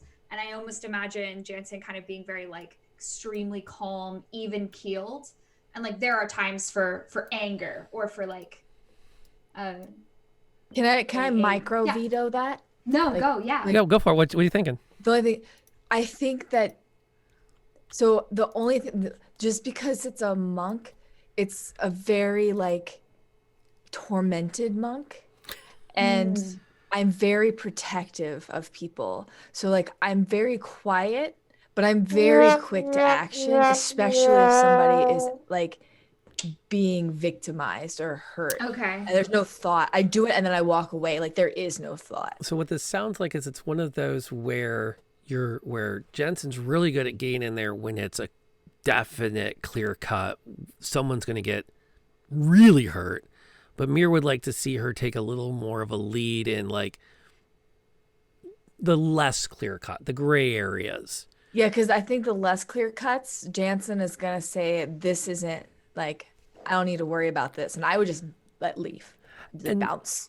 And maybe some people have ended up in more risk than they had to be because of the delay. Yes. Okay, yeah, no, that's great. I like that. That works out really well. So it's still that bit of like, come on, get in here. Like, I love the stoic thing, but can we, okay, he's got the knife out. Okay, I'm starting to see blood. Can we maybe? That's perfect. Okay, blood. Good. Now we're in. Yeah. Perfect. Sweet. Okay, so Linarius, we're going to turn to you now. And indeed, that was a victorious moment for us. I'll take that one. We got it worked out. I'm actually going to throw you the first stranger question. Okay. You've come across this half elf who is geared for war.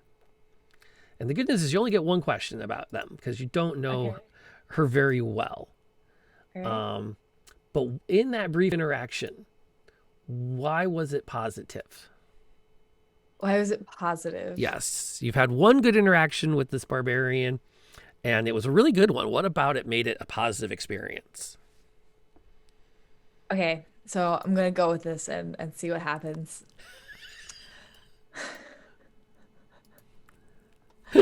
So the spirits that I see that haunt me, that nobody else can see, kind of like swarmed around this barbarian when they were walking by, and they started haunting her the same way that they haunt me.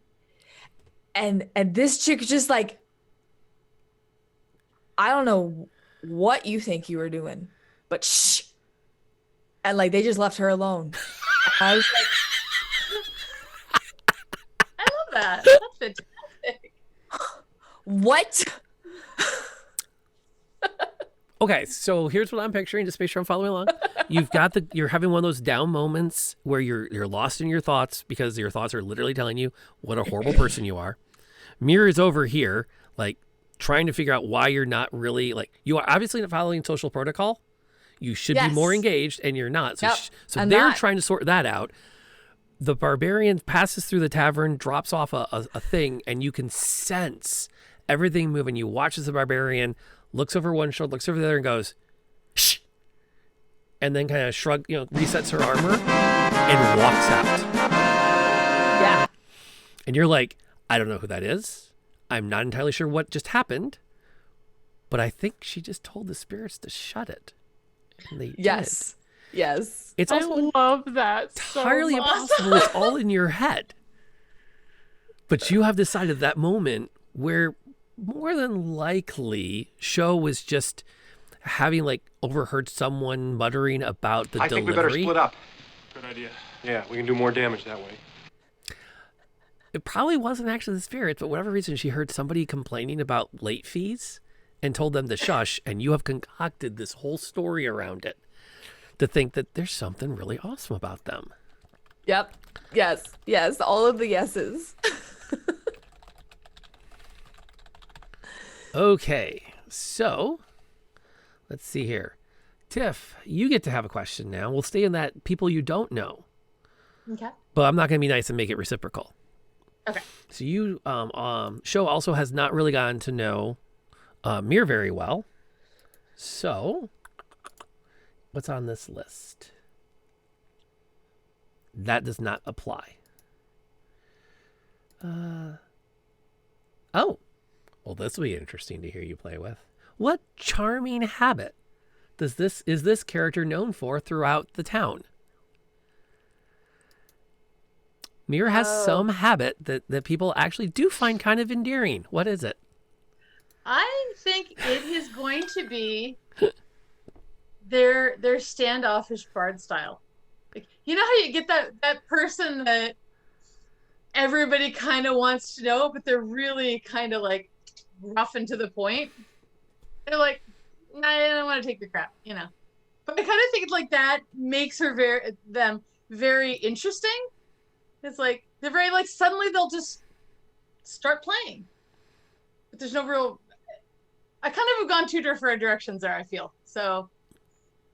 I think they seem very standoffish and neat, but then they are just they'll just do the song. Like you know, if somebody says, "Oh, you're a bird, would you play?" I'm like, no, and then they'll just come out with it. Does that make sense? Did that make sense at all? I like that a lot. So it kind of goes with the unpredictability that Molly was talking about. So if someone asks, they'll feel kind of like, no, you're like telling me what to do. No, I'm not going to play. Like, go away. And then randomly, when, you know, people aren't expecting it or something, they'll just start playing. Yeah. And then it's great. And it kind of like fits the mood. So despite kind of coming across verbally and in person is kind of like a little out of character, not out of character, but like out of place or a little, you know, standoffish or something, the music always fits the mood. So yeah. I like that a lot. That's awesome. Cool. And thank you for the cheer, Hazel. Hazelsaurus, thank you. Yeah, thanks for supporting us and helping set them up for a nice. The first mystery should go very smoothly. We'll see how fast they burn through their twists of fate in the first mystery along the way. But thank you for that. It keeps the lights on, keeps us playing, and it's just fun, and it makes fun sounds. Okay, so Jesse, let's see who we still have a lot of spots to fill in here. From you, well, let's see. You have a chance to tell us a little bit about the other Genasi now. So, and you guys have had an opportunity, the two of you have gotten a little bit of a connection. So we're going to use the known person table. Yeah, we already had that one pop up recently. Let's go to a different one. That one's not yet. Oh yeah. So what do the two Genasi have a mutual weird love of? What's one thing they can kind of bond over thinking's pretty cool?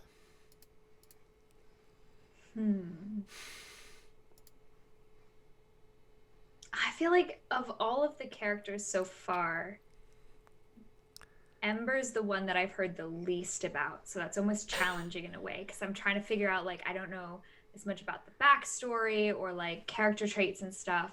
I almost like, so this would feel really funny because the sense that I got of the Genasi, right, like almost just kind of a little imperious, like especially like certain elements and everything. But so I wanted it to be something like really mundane, and so also to give more weight to what Molly said about this shell, right, that like they don't tell people that, you know, Mir gave Ember this shell, but like shiny, pretty, mundane things, like just the shiny, pretty things, that it just feels like, I feel like for Mir at least, it's kind of like a little embarrassing because, oh, like this is just a thing. Like I don't want to be attached to things because, you know, it's not, I don't want to get tied down by all these things. But then, like they both have a weakness for the everyday shiny thing.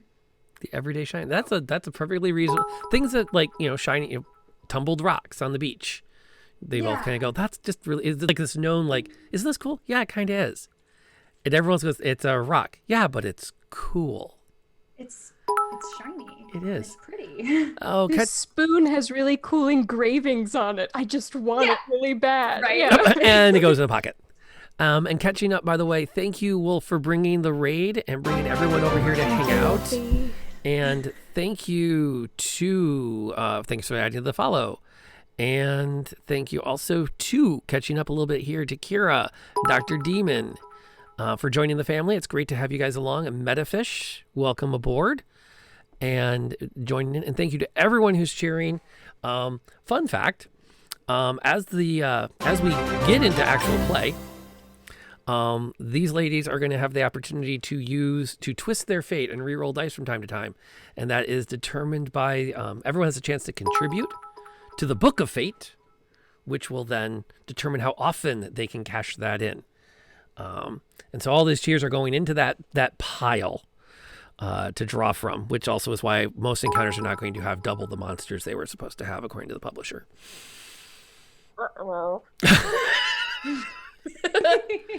Well, yeah. I mean, we're at the point now where I might have to say that since this is session 0, these don't count. I'm not sure what happens when you start the game with 35 rerolls in your back pocket. Yes. Can you imagine if we were rolling for stats and we had that problem? Oh no. Got some serious rerolls. So yeah, it's keeping up though. Also, again, thanks to Nox and Salty and everybody else who's throwing the cheers in here. I'm not adverse to another hype train going. I'm still kind of mentally processing that we even had one when we started the stream off tonight. Unfortunately, they have a minimum minimum There's a cooldown cooldown. of 2 hours. Yeah. 2 hours? Okay, Yeah. so like maybe everyone pump your brakes for another 11 minutes. Hold your bits. Okay, just Well, it's pump 2 the hours brakes. from the last hype trade. So however long you were live It did before not the hype take train started. long. Then I feel like, yeah, it was like the first. Yeah. So, but, hey, we're not going to turn it down. Hey, if that's what you need to do to get through your day, man, we're not going to judge you. Just going to say, whatever it is you got to hold on to. Was there a downside to the one that you were talking about? Yeah, we still have to do that. You have like the pros and the cons. Okay. We have the con. I was kind of excited that it was just positive, but never mind. No, because I'm looking like, oh, look, there's a box I have to fill in. We just had that pop up, and I don't want our water genasi to be constantly paranoid. Although okay, so I rolled the 10, which was supposed to be you were also supposed to share what it is that the fire genasi was doing that constantly puts you at risk. And I'm going to re-roll it because I'm not sure I'm ready to have our water genasi start this game off constantly paranoid about everyone's trying to get them killed. That would be awesome, yeah. That felt a little too much. I mean, it would explain why they've always got moisture. They're just always sweating. Just always stressed. Okay, that feels a little too close to home. I want to play someone that's not like me.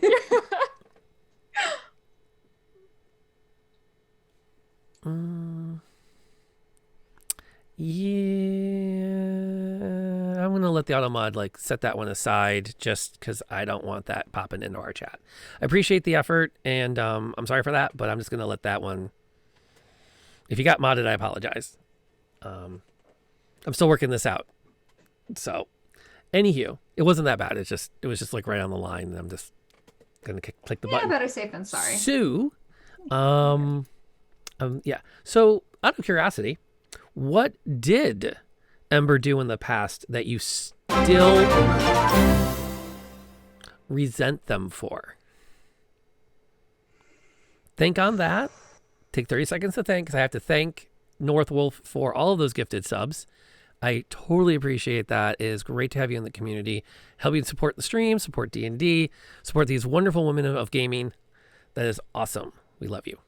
Okay, now you're on the seat. Oh, that was in 30 seconds.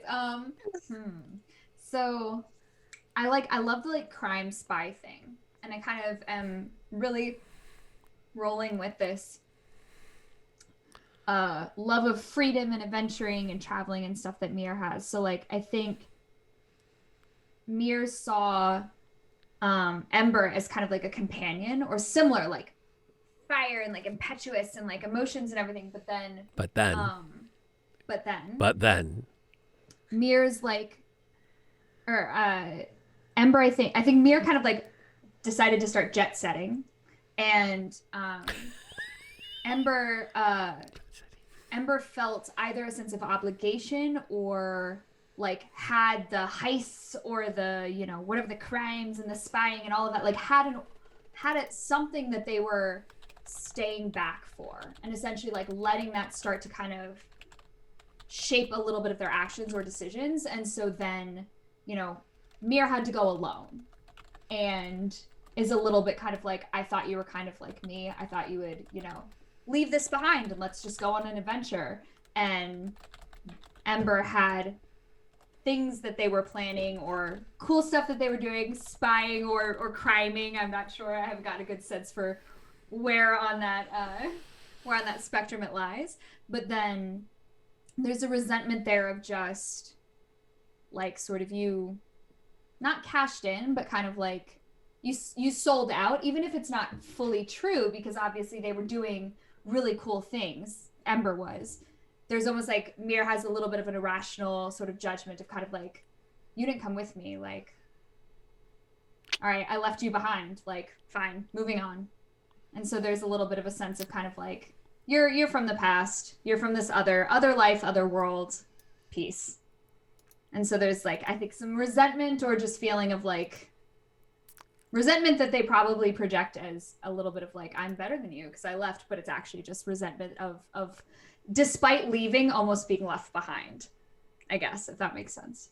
One of my traits is literally I don't pay attention to risk, and I kind of interpret that of I don't pay attention to like some social cues either of like awkwardness or like Okay. nosing into stuff. So maybe it was one of those things where it was like, I don't know, kind of like Ember didn't realize that Mer wasn't into it. And she was like, okay, well then bye, I'll be right back. And just like went off. And just like totally left Mer all alone. It was just like, okay, I'll be right back. I'm gonna do something real quick. Bye. So this becomes one of those that's like, and probably now, several weeks later, Mira's come back to town. She's reconnected with Jansen. They've kind of been gathered together by the Elderman Council to deal with this situation. And Ember's like, hey, great to see you again. And Mira's putting up a good front. But there's always that little needling fear in the back of the mind that, this is someone who doesn't really seek adventure. She says she does, but we know she really doesn't. That's an interesting quirk. Okay, let's put Tiff on the hot seat. Molly, I'd like to know a little bit about what's going on between.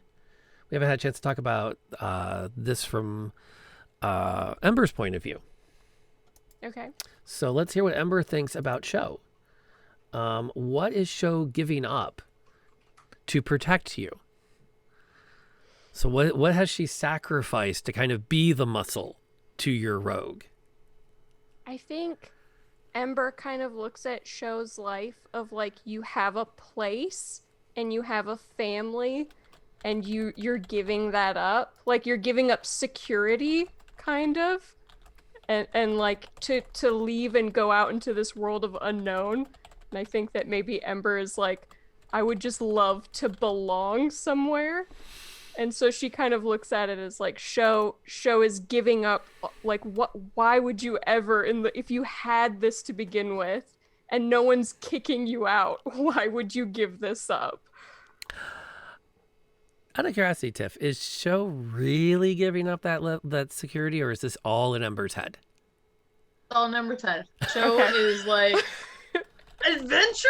Let's do this. That works. Now, of course, there's a consequence. What is with the... that's a really hard one for any group starting out. Okay.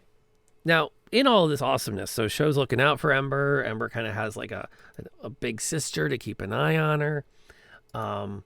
There's a twist. At some point, Ember did something that hurt Sho. What's stopping her from apologizing? This is a hard one. Ooh. Really hard one. Could it be in the cultural not getting the clues and then Ember didn't realize that it was a problem culturally? I don't know what that would be. Because I feel like Sho is definitely looking at Ember like her out, like her excuse into adventure, a different world than the library. Ooh. So it would have to be big for Sho to be.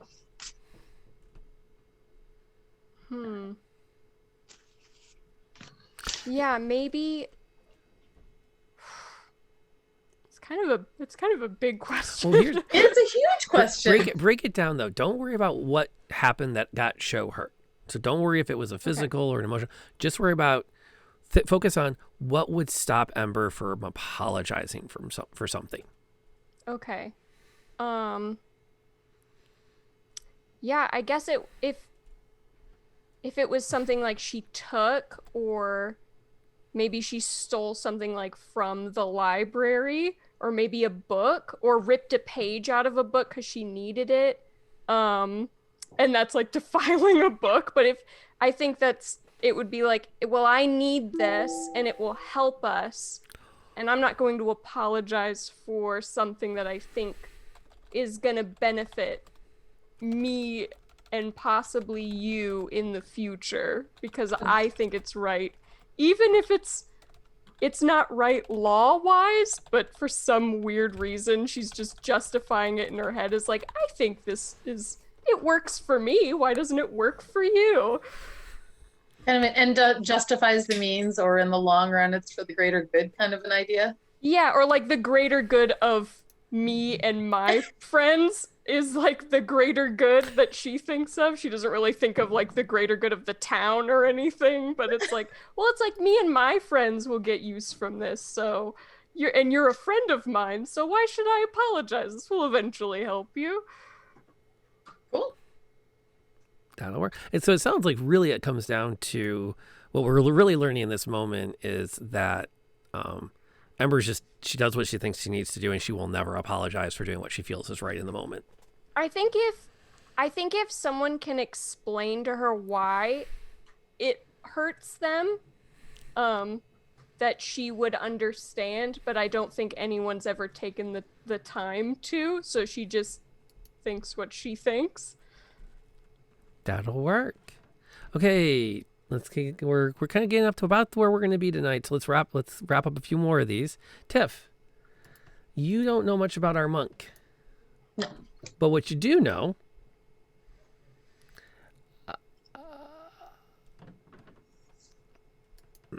that won't work for this group.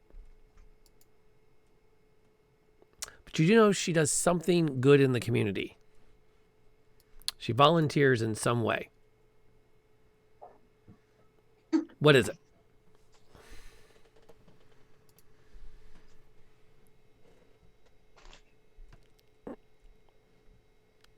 What if I hear it's something simple as making sure that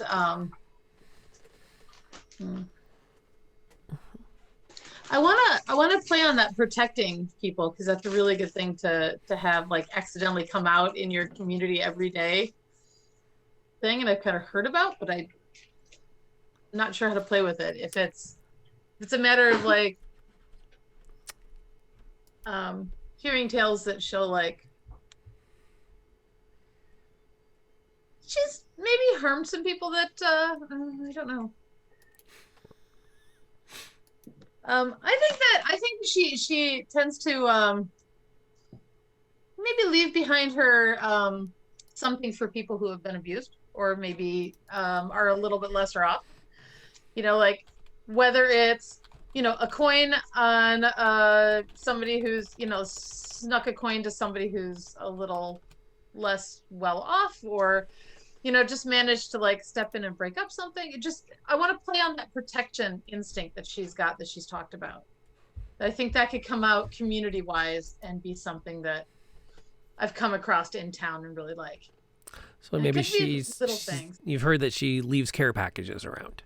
Yeah, There are little caches at places that people in need seem to meander and find, and it's kind of like a known. If you've seen the monk pass through here, there's probably a chance there's something you need here.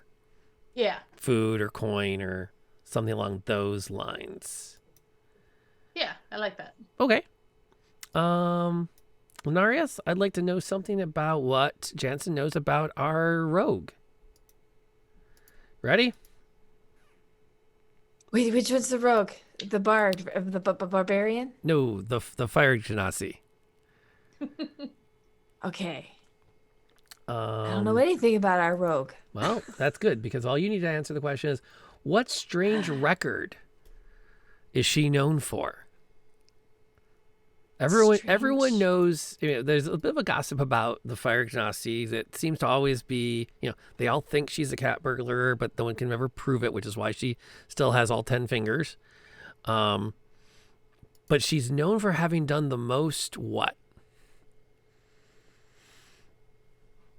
It's kind of fun. This could be potentially fun. I like this question. Oh man, this is hard. Can you give me like one core personality trait?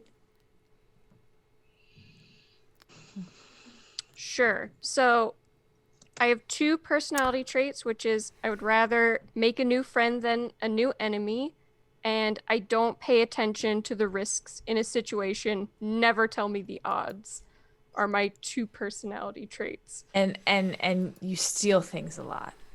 Yes, I am a criminal spy background, and another trait is when I see something valuable, I can't think about anything else but how to steal it. And what exactly can a fire ganassi do? Like, do you have fire powers? Yeah. Yeah. Yes, I think I can Can you, summon like- flame. Yeah. Okay. Cool. Bet. All right. I got it. Okay. All right. So the Okay. gears clicked. What happened? Okay. So back in this one town that Jansen was staying in on their travels, there was this like poster up, and it had all these drawings of different like high-end places that had been like all around, right? And there were these little tiny scorch marks like that were all identical in every single photo. And in every single photo, something very valuable had been stolen. And I think that it was her, because I saw her do something back in another town, but I didn't say anything because I didn't care. Okay, so she has a record for the most heists in some town. Yeah. You're but they don't know convinced. it's her. Okay. But I That's recognize fun. the scorch marks. Is it like a list of arson robberies? No, they're not. There's not Oh, okay. arson. It's just like you like do like the it's like your signature thing. Like you have to leave something behind when you take it. And it's just this little tiny scorch mark. But it's always the same scorch mark. Okay. So you're not destroying anything. You're not hurting anything. It's just like literally like signing your name. That works. Okay, I That's kinda like that, solid. yeah. Okay, so okay, we got like 3 to go. So Molly, could you tell us a little something? We're going to reciprocate this one around about Ember. And in particular, we want to know, Ember is aware. What is one good thing that Ember has heard about Jansen that Ember is sure can't be true? Ooh.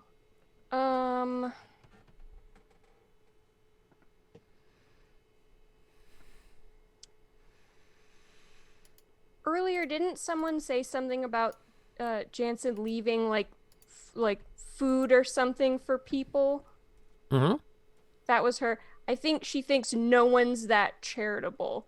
Like, no one would just do something for someone they don't know. So she doesn't think that why would anyone do that? That's food you could have.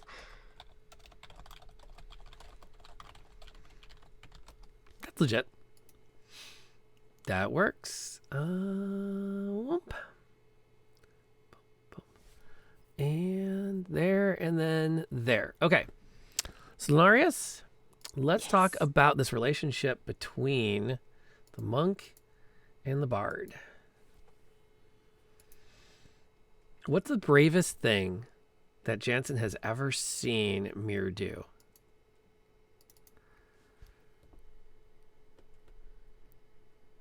These are so hard. The first one was so easy.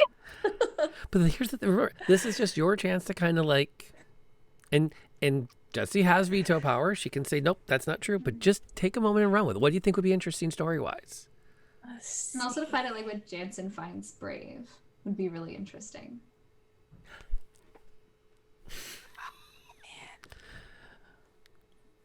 Can I have at least one of your personality traits? It's helpful.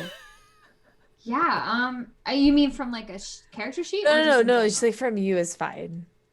Well, Jessie's really clever. She's got a great... Oh, her character. Sorry. Yeah.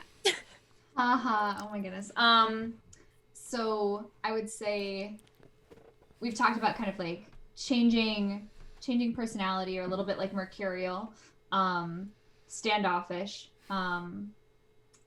intelligent in the sense of like knowing facts but not very wise, very much not wise, and values freedom most of all, and Okay. always has to be on Okay. the move. She's Like got an water. idea. Yeah.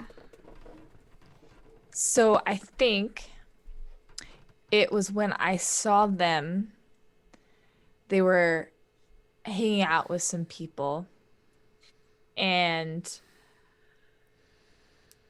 something was going on. Like they were talking about something. I could kind of hear them, but not really well. And Mir did something that jeopardized their own freedom to try to protect somebody else without letting that other person know that they were trying to protect them.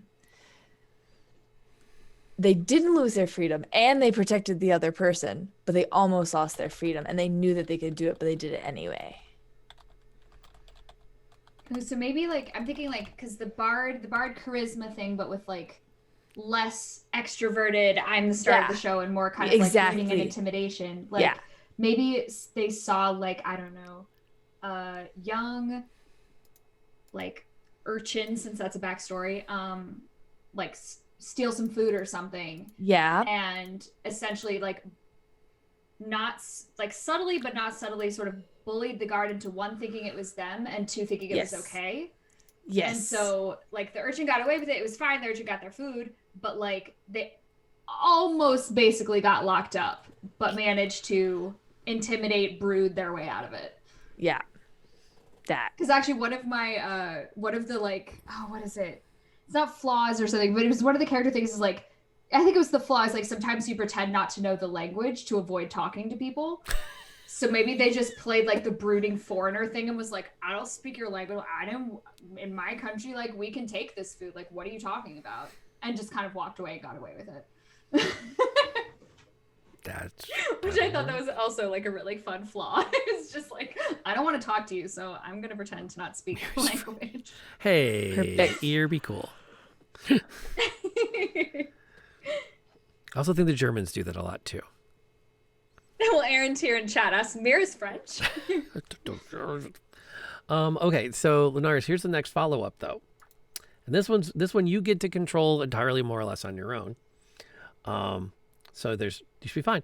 What is Jansen doing to intentionally annoy Mir?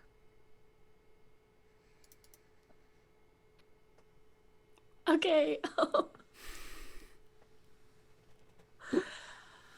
All right. Let me think about it. Let's see.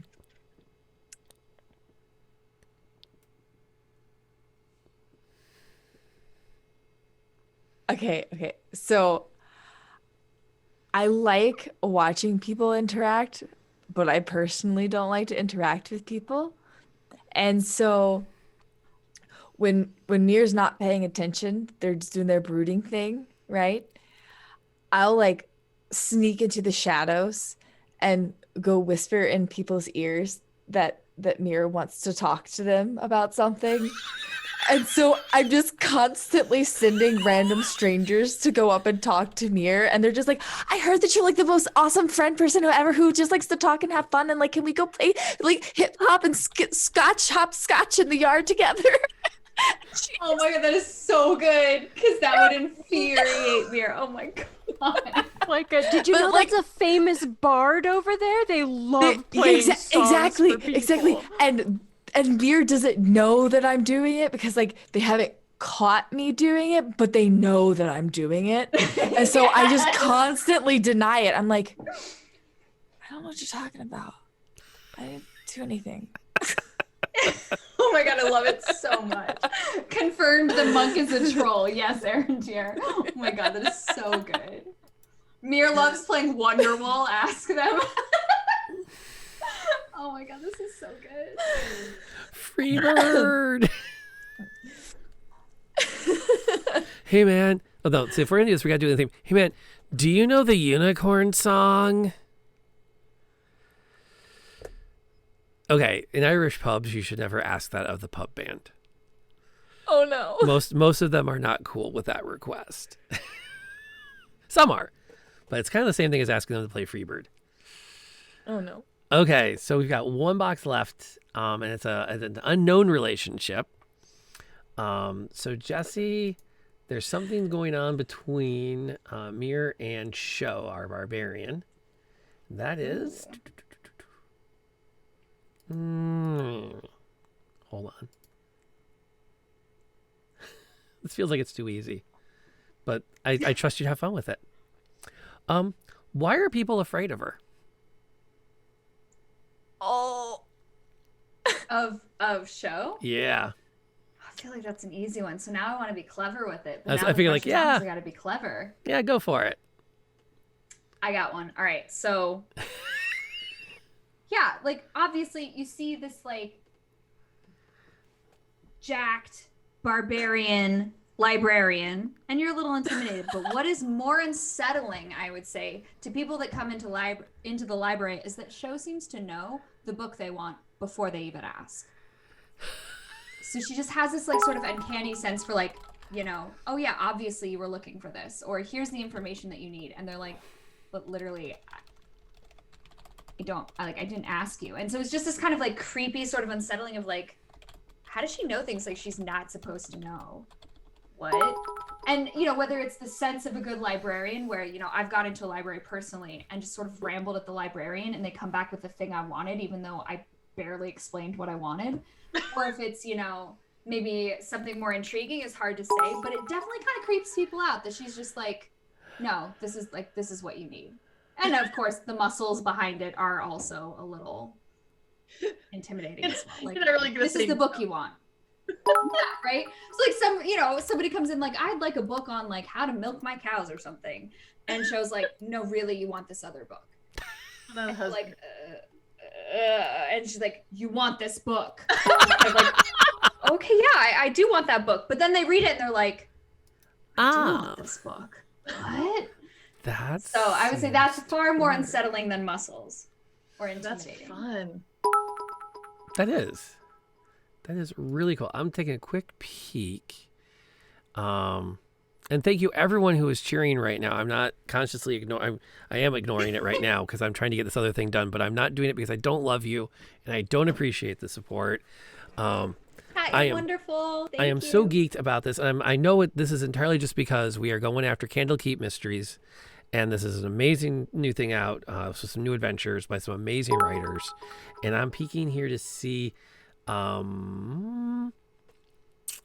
Okay, so what I'm gonna do, based on that, because this is the first one that actually has potential game mechanic effect, because y'all have done a really good job of like just throwing neat flavor at each other, and this is the first, I can tell, backstory item that actually seems to be like, oh, this could have some mechanical effect. So for all insight rolls related to someone's book desires, Showen gets to roll at double advantage. Wow. She's still wrong. So cool. Now, granted, it has it potentially is useful, but given some of the things that are going to happen involving books, yeah, I feel like it's necessary to establish that this could come into play mechanically, especially since every adventure in Candlekeep Mysteries focuses on books. So I do think it's important that we give you an opportunity to play off that. So Jesse just handed your character a really fun little advantage trait to add into all of this. Okay, so now I need to catch up on this. So huge thank yous for all of the cheers to Hazelsaurus Rex, Nox Mortis, Loafbone, who's been hanging out all evening with us, which is great. Northwolf, who brought the raid, Aaron Tier, Sim Reaper. Linaris, you don't have to keep cheering. We know you're here. We know you're having fun. And I think I'm overdue to also mention, and I'm sorry for this, for thanking Newgray for joining the channel as a follower. It's great having people filling out this community. Anytime you can buy whatever I'm doing, if I'm not running a D&D game, please get me started talking D&D.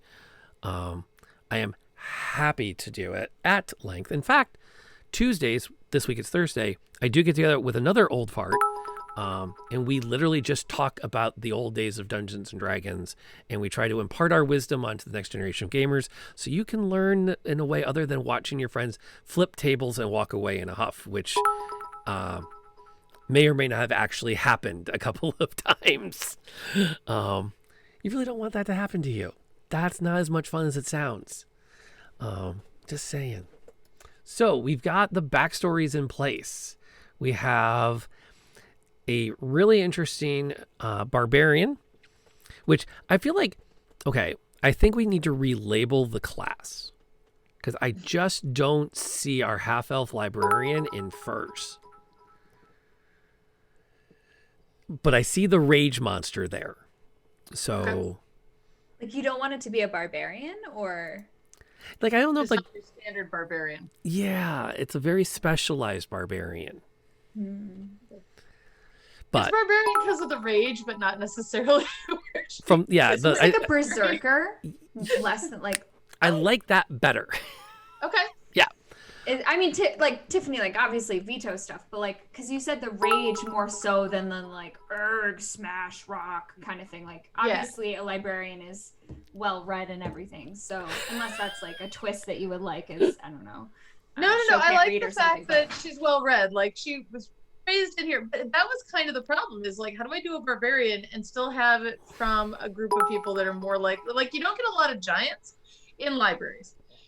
So trying to figure out a way to balance it. So the berserker actually kind of makes more sense. Like you can see it being one family member is just like, oh, this is not my. I love books, but this is not my thing. Like I've read through the library, I'm bored. I want to go hit things. I'm not keeping up with on any of the chat. So yeah, so we've got our berserker half-elf librarian, who is convinced. Let's see, some things that we know about them include that Ember has stolen books and won't apologize because she doesn't think she needs to, even though it kind of like bugs show a little bit in the background. By the way, if you're following such things, I did just get the pop-up about a particular cooldown being over. I'm going to warn you, I'm still technically working. I'm not going to be shouting out everyone in chat. But you get pop-up alerts for that? I did. That's lucky. Never gotten pop-up alerts. I've never gotten a pop-up alert. If it weren't for my mods being like, the timer is over now, I wouldn't know. You have your dashboard open? I do. Like the okay. No, I use just straight slobs. What are you using? Yeah, I use slobs too. Oh, I use OBS as a standalone app, and then I have my dashboard open through the website. Yeah, if Maybe you it's the just Twitch have a tab with dashboard. if you just have your tab with the dashboard open, it tells you when like ad times are ready to run again, or like if like raid things need to go again or something, which is why I have like 40 tabs open while streaming. Oh, I am working all three of the monitors here at Mission Control. Yep. Okay. I'd have a fourth, but somebody in this house who will remain nameless, but I often refer to her on stream as Mrs. Noir, has told me if I ever add a fourth, that I'm going to have to shave my head and get a cat to sit here and stroke, because I will have moved fully into evil lair. How many monitors equals lasers on the shark and 4? A pit in According the to her, ground? 4 is the cutoff. Or is it Or cutoff? you need that really Crap. wide, like curved one. Oh, there you go. There we Where's go. my laser shark? Come on now. But thank Where you do I though get that like to redemption. Salty and Hazel and Knox, Linaris, who's just trying to get this thing going. And let's see, you guys seem to be doing, and then Sim, just and North, and everyone who's throwing into this. This is amazing. I am so humbled that you guys are so excited to see this stream happen. And I guarantee, as long as people are coming by, even if it can be 4 people, it can be 40 people, it can be 400 people. I'm going to keep this game going with whoever will show up. Thank you for the follow, Hazel. I am so blessed that these four amazing people are choosing to be here. So we have our half-elf berserker, who also, as a throw out there, seems to have that sixth sense about people's needs and can tell spirits to bugger off. We have a water genasi who has this deep appreciation for just the little cute things in life that they share with the fire genasi. But is really like, it's not cool with that whole roots thing. We have to be constantly moving. We have to be out there doing the things. And it's constantly dealing with the fact that our elven monk trolls them by sending people to talk to them, which is so unusual considering that the elven monk also has this reputation for leaving care package for people. Has seen people risk their freedoms to try to protect people and is right there with them. And is just known for those intense moments of pure wisdom. And then last, we have our Fire Genasi Rogue, who, among the things that we've talked about tonight, is just a really honest person, despite the fact that she's a thief. If it's not on a job, it's not hers to take. Which I think is a really neat quirk. So, a huge thank you for popping back over to here now. For Salty for joining the family permanently and subscribing. That's great. And Nox, thank you for subscribing with your Prime membership. You can take that Prime anywhere, and I so appreciate you bringing it to this group. That is amazing, and I really appreciate that. And then to Hazel again and Salty and Ear for all of the cheers. That is just great stuff. So, when our story begins, the four of you will be summoned up by the Elder Council in a town, the name of which is, well, that would be a great question. What is the name of the town?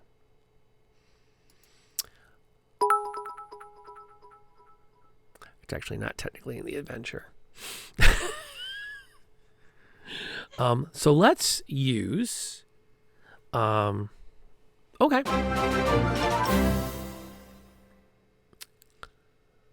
A small town known as The Branch. It's nestled at...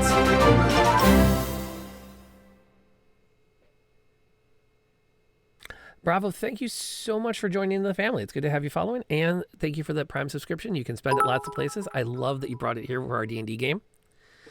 So the town of Branch is located at a branch in a river, conveniently. It's a bit of a fortress town, known for its library, which is in kind of like one of those, okay, football analogy.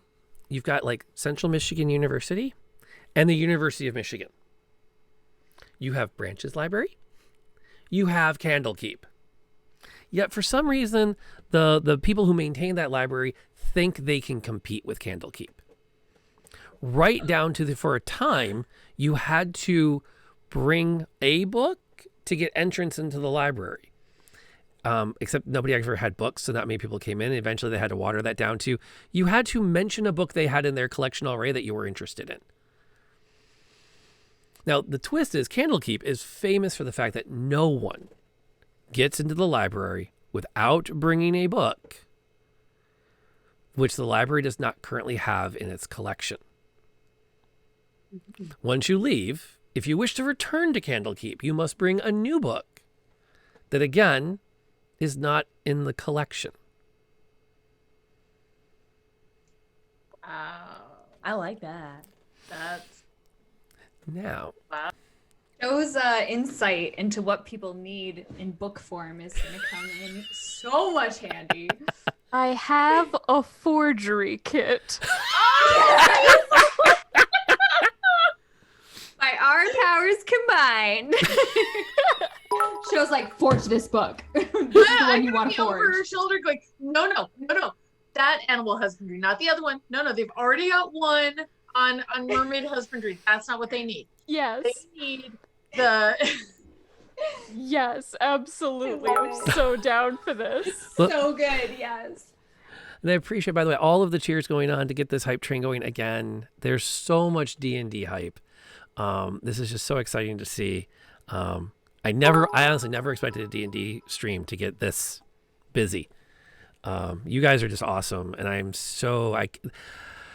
feel like I'm wearing out the word humble, but I am truly humbled at everyone's support for the show tonight and for coming weeks. I was nervous. Okay, it's time to do that. I was terrified to get this group together because I know that I have some amazing people with me tonight who are amazing content creators everywhere they're creating it. And I have just been like, I can handle this. I can handle this. I have been playing Dungeons and Dragons since 1979. I can handle this. And now I'm telling you, you guys are really going to give me a complex because now I feel like the pressure's really on. I'm going to have to really kick this all up to make this fun for You're everybody. saying you were nervous? I was like, oh my gosh, these people like all know what they're talking about. They're already made their characters. Like, I sort of did some like casual basement D&D. Like, I don't know what the constitution, dexterity, like what's going, like, how are you nervous? Like, you brought this whole thing together. It's like you're momentum and energy that made this happen. So no, Yeah. no nerves. No nerves. It's gonna be awesome. No nerves. That's not a level 4 hype train to try to make sure we're here next week. No nerves. Oh yeah, no, we'll be here. Oh yeah, we've got books to forge. We do. We do. Now here's the twist. We're gonna pick up. So the town of Branch has also come across another dilemma that they have entrusted the 4 of you with. The crops are not coming in. And their efforts have determined that there is a blight upon the town. There's some curse, but there's hope. They are convinced that they can have the curse can be raised, provided they can get the expert in such things to come back to Branch, do what's needed in order to lift it. The catch is that gentleman is currently holed up in the castle fortress, the library fortress of Candlekeep. So you're being dispatched to fetch them. The last twist. You don't actually have a book to bring. Yet. We got this. No, Yeah, we're we got strategizing. 5 fingers over here, and stuff. And you know what? Like, if they fight us or argue with us, we'll just have Show like beat them over the head with a book. Yeah. We brought a book. I'll like them forge an long enough and they'll FBI look badge. It'll be fine. It'll be fine. See, what they don't know is they might have that particular book, but they do not have the first edition of that book, which was actually written in. Well, this is a great chance before we call it, because we're only 2.5 hours in. I usually block out about 3 hours for a night and then some. So let's do this. What I would like to do is I'd like to take a $5 to get my water refreshed, take care of a couple of quick stream setups, and then we're going to actually get through this very beginning moment to get you into the game. Does that work for everybody? All right, let's take a $5. Refresh your water. Everybody hang out. I'm going to go ahead and put my BRB up, and we will see everybody back here in 5. Fresh water, or in my case, Bushmills. And then we'll see what happens. We'll see you guys back here when the timer ticks down.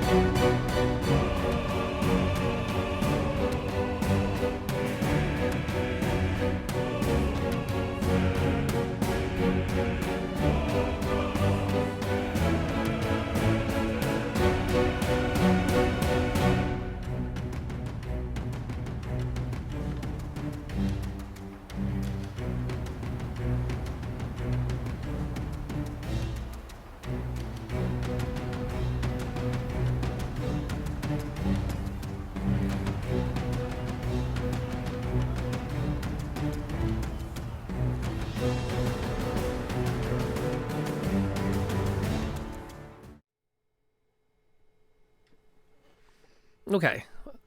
Tech front, I have to fix that because that was not as smooth as it should have been, but I know what I did wrong.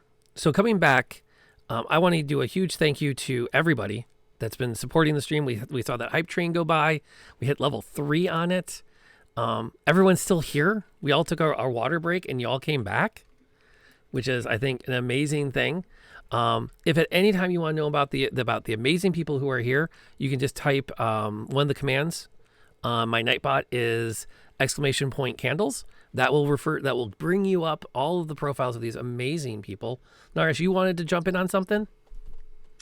Yeah, I just wanted to tell you guys, Nox and Northy and Hazelsaurus and Salty and Sim and Drum and like every single one of you guys are amazing. Thank you so much for being here and showing Lantern all of the love. I appreciate you guys. Yeah.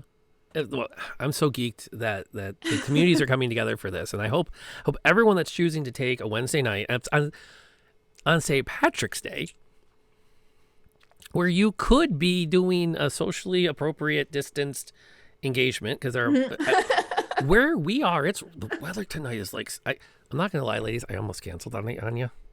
The weather in Michigan right now is amazing. It's like perfect for outdoor beer tents. It was really hard. Indoor beer tents with D&D. I know. Duh. Boom. I know. Open a window. You chose us. I know. Well, that's the nice thing to say. I'm just getting in character. Okay. So, We like our St. Patrick's Days with green goblins, not green beers. There you go. Which is, by the way, is a pro tip. Green beer is not Irish. It's a concoction of Americans who want their pee to be green. The more you know. CBS cares. Okay, I hate to do this, but I have to point it out. Star Trek Experience in Las Vegas actually sold Romulan ale. It was blue. No way. Yeah, I brought back a 6-pack. It was terrible. It's just vodka, right? No, it was a beer. It was a light beer. On Big Bang Theory, it's vodka. They might do that there, but this was a while back, so maybe they've revised. But here's the thing. It was known for having the most powerful blue dye you could imagine. So Major P blue. And it's beer. So you get a bottle and a half in and you're heading to the loo. So it became like a ritual where we didn't tell people what was going on. We just say, you know what? You're new to hanging out with us. You're playing D&D with us for the first time. You got to have a Romulan ale. Oh, no. Just for the fun of about an hour and a half later, watching them go, I got to take a leak. Okay. And then hearing, what the hell? Good times. D&D, not even once. Yeah. Like the adult version of Sounds like a Jansen one of level those troll. lollipops. 100%. Okay. Awesome. Yeah. So But like, I'm super zen monk. I'm beyond all things earthly, but I'm gonna troll the hell out of you. Mm-hmm. Yeah. Because, although I'm a monk, I still put no faith in divine beings. So it's kind of like, because I can't. A monk with a twist. I love it though. I love the because you think of a monk and I'm thinking Avatar: The Last Airbender, like Air Nation monks of just like, I'm above all things earthly and like I'm just zen and meditating all the time, but I still got the energy to troll the hell out of the people around me. I'm good. like Lord Zuko mixed with Uncle with a little bit of Aang. I love a good edgelord monk. Yeah. Also, yeah, the uncle was the best. Uncle Iroh is like, we all need an Uncle Iroh. But So, on your character sheets, you'll notice that up near the little anvil, where it sends you to the builder, it has the name of the campaign, and then there's a little like speech bubble. And you can click that, and that will open up a tab that says Game Log. And you can see everything that someone has rolled. speech bubble. I'm sorry. Where? No, Is wait, that? what? Oh, so very top of the D&D beyond the private messages. So if you find the speech bubble with private messages, go straight down the screen to where it says. It's right next to your long rest bar. Oh, yeah. Yes. Okay. It says like campaign. It's the button to the right of campaign. Yep. Game log. Yes. Okay. Yes. Ah, I found it. So if you I pop found it. that open, you can now what I love about D&D Beyond, and I will talk this up, is they integrated over the last couple of months this shared dice rolling system. So up until a few months ago, we had to do all this work to share our dice with each other. But now all you gotta do is click a skill and it's gonna happen. So I'm just kind of curious. This is a chance to kind of test the system and give everyone a chance to kind of get some things out there without diving full into roleplay, but just kind of lay some foundations for when we do get to that stage. Molly, I'm going to need to know how well Ember does with this forgery, since it seems to be the plan is that you're going to forge yourselves a book and skip over any other potential issues with getting in. Sure. Which I believe I'm going to need to see a roll on. Well, you tell me. Which of the skills do you think you want to use as your primary driver to create this forgery? Well, I selected proficiency with the forgery kit. Mm-hmm. So then I don't know. So are you going for a history? Is this a history book you're going to try to forge? Is it a religion book? Are you going to attempt a forgery related to, is it a magic book? Use your arcana? Isn't forgery like dexterity though? Because it's like all like hand skill, and we've got show for the like knowledge of what's in the book. Ooh. And really, Yeah, it's can about I assist? So Yeah. I'm gonna help her. My best skill is investigation, and then my second is like sleight of hand and stealth, but I guess deception is also a +3. So I would take any of those. So tell me what your approach is. As Ember Okay. sits down, what is her approach to preparing this forgery? Okay. Maybe Show can help me investigate a book that has a long lost first edition, and we can try to forge a first edition based on the long lost knowledge. I'll allow it. The easiest Okay. thing to do. I can't remember. I think I took religion as one of my specialties because that would be like what I read about a bunch. Okay. Gotta So be like a somebody's- book about like a long lost deity, or like a deity that's been like lost to time, and Yeah. investigate about like certain things that are in other books and pull it together. Perfect. They're all related. They all got these. Tiff, these- can you go ahead and roll? So click the button down in the box to roll Show's religion. Let's see how sharp Show is feeling on the religion front. This will work as soon as I figure out how to work my screen. Where's religion? I accidentally clicked on the screen, sorry. That's okay. No, that's I'm pretty sure you're going to get to do a re-roll on that because you'll be there rolling it with advantage, unless Tiff totally blows this. So I rolled a 9. I only got a 12. So She didn't completely blow it. She successfully helped you, so go ahead and re-roll that investigation. So you're rolling with advantage. Okay, here we go. And we all kind of glance over the table, and then up for those that are watching, you can see that they're on the stream, Oh, it was almost a 16. but it landed on 8. So A with 14. my proficiency, it's a 14. okay. oh. Well, let's see. We have some choices. You can go with it. It's a decent forgery.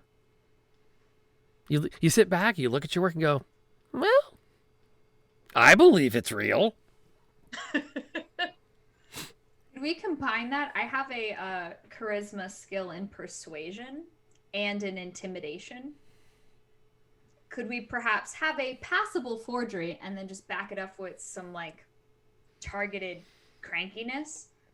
And Like I forge it and then I'm gonna hand it to Mir or Mir. yeah. And I'm just gonna be like, okay, I did my part, so and I'm just gonna stand behind the show. None of and us are just, good at talking, but we've got lots of intimidation going. We got like, your muscles and just like rage, and then sort of the brooding emo, like, don't mess with me. Yeah. It's nothing but lorem ipsum, says chat. I like that. With That's enough legit. muscles, they'll believe anything. Yeah. Just convince them it's a different language. It's fine. It's just copy You're a pasta. traveler. Maybe you brought this book from across the seas. Well, it's the first edition, so obviously it was in, their own handwriting, had to be revised later on. Yeah, definitely. Okay. We can use that as a launch point. Targeted crankiness. I'm feeling that might be the campaign title. Yes. Targeted crankiness. Okay. So we know that we did those checks. Just to be sure we're on the safe side so we can dive right in on the game itself next week. Lenarius, can you, for giggles, could you roll for Jansen and do a persuasion check? Can you see her persuasion skill in the box next to it?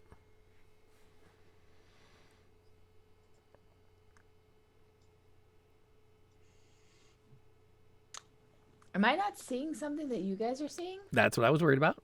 You got your character sheet in front of you? Yeah. Okay. So I see the game log. Okay. Do you see next to the game log where you've got like your skill list? Yes. So you see the box next to persuasion that has a number in it? Like it'll say plus something. Yeah, I can I look. don't see persuasion. It's near the bottom. It's 5th from the bottom. So You right might have above to scroll religion down a little and bit. right below performance. Okay. I don't see religion either. What's the last one that you see on your list?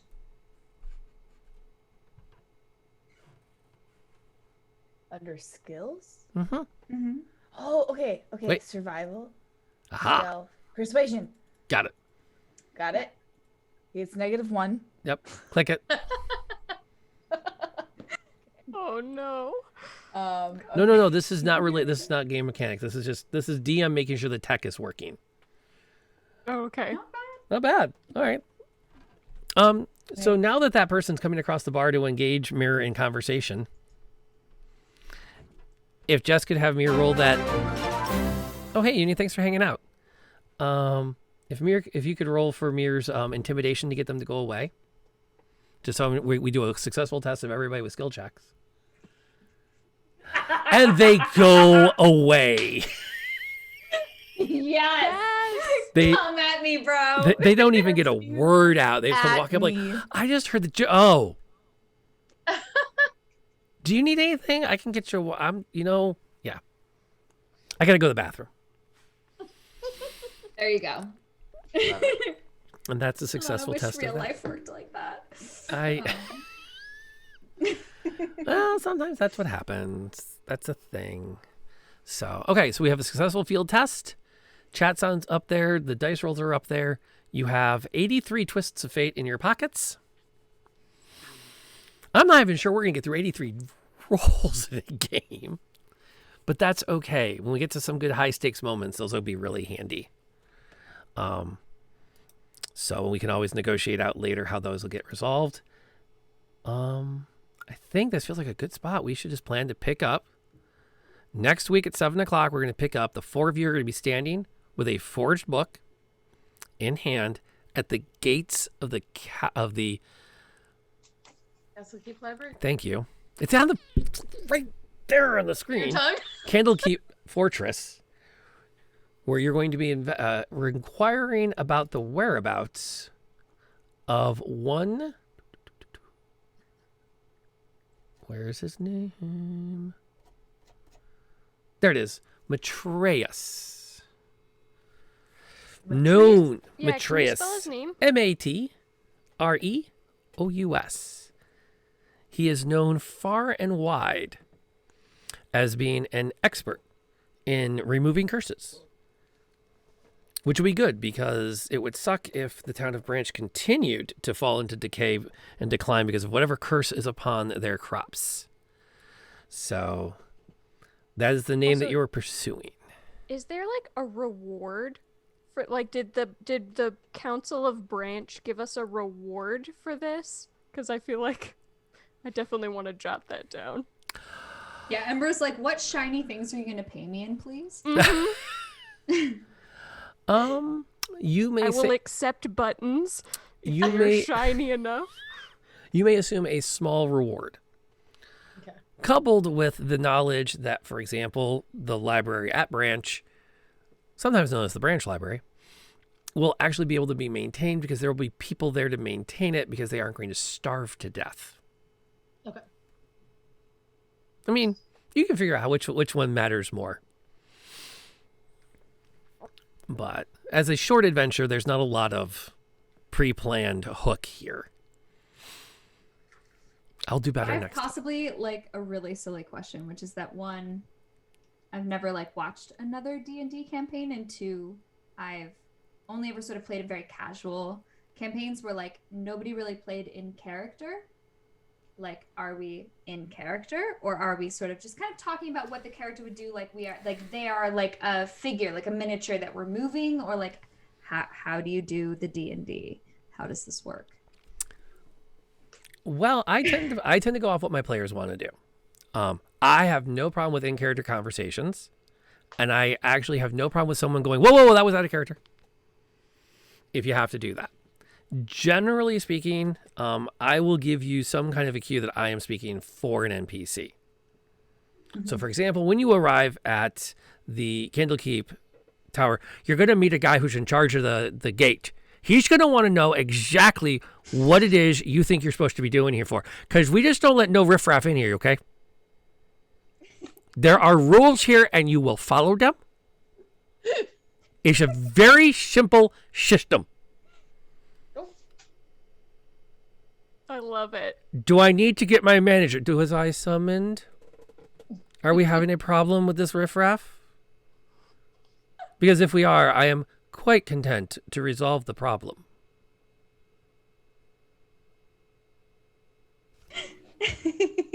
Do we have a problem, ladies? Yes, the library glasses. Yes. I am Teacher telling persona you. coming out. If that happens, I just want to whip out a pair of fake glasses and put them on and do the same thing back. My muscles are bigger than your muscles. Bring it. Yeah. Library face is I'm better. not actually sure why either. Like everyone that's either a guard or in charge of a wagon train ends up sounding like they're from Minnesota. But that's one of my go-tos. When You're my- secretly very afraid of Minnesota? I don't know. I don't know. You had a Desperately want to be on the set of Fargo. Like, It's like going to Wisconsin. We're going into East Germany. It's like going into Wisconsin. It's not like we're Oh, invading no. Russia. As a Chicagan, I feel attacked. No, I love it. It's amazing.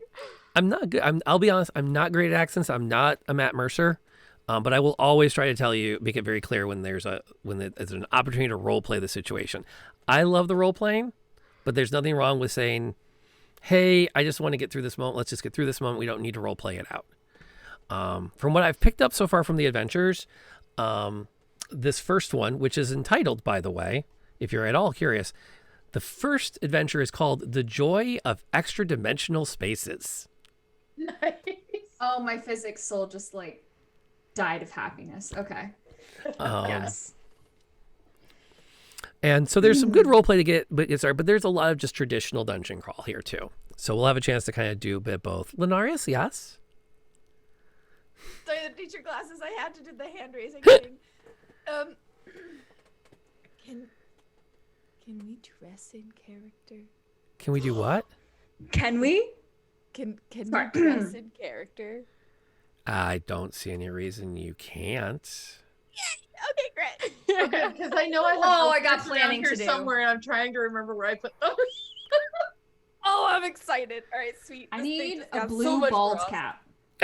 Oh my god, amazing. Amazon. Amazon. Yeah, that's I'm true. looking Amazon. right now. Just look up like the M. Night Shyamalan Avatar character like Oh. cosplay. I bet you'll be able to find a bunch of stuff. Yeah, What's happening? I don't know to what extent I can give him all the things on my table, but I can definitely put on a shirt and a tie next time. Jansen has been a character I created when I was in high school, and I've never actually like cosplayed her, so I'm really excited. That's great. And okay, just to put out there, we don't need to be ready for next week. It's okay if we're going to build to it. But if you are, That's fine too. That's okay. embrace it. Yeah. Yeah. That's perfectly reasonable. This is gonna be great. Where there will be no judges. And to be fair, if anyone's like, I'm not feeling it this week, I just want to play. There's no judgment from I think I am so excited to have a group of gamers where I feel like I don't even need to say there's no judgment here. Oh yeah, there will be definitely Wednesdays of sweatpants and hoodies. Okay, that's definitely gonna be a thing. Yeah, I don't know what it means, but I'm now at the spot where I have to take this off the minute I walk in the door routine. I've I lived do that. I've lived in pajamas so long now.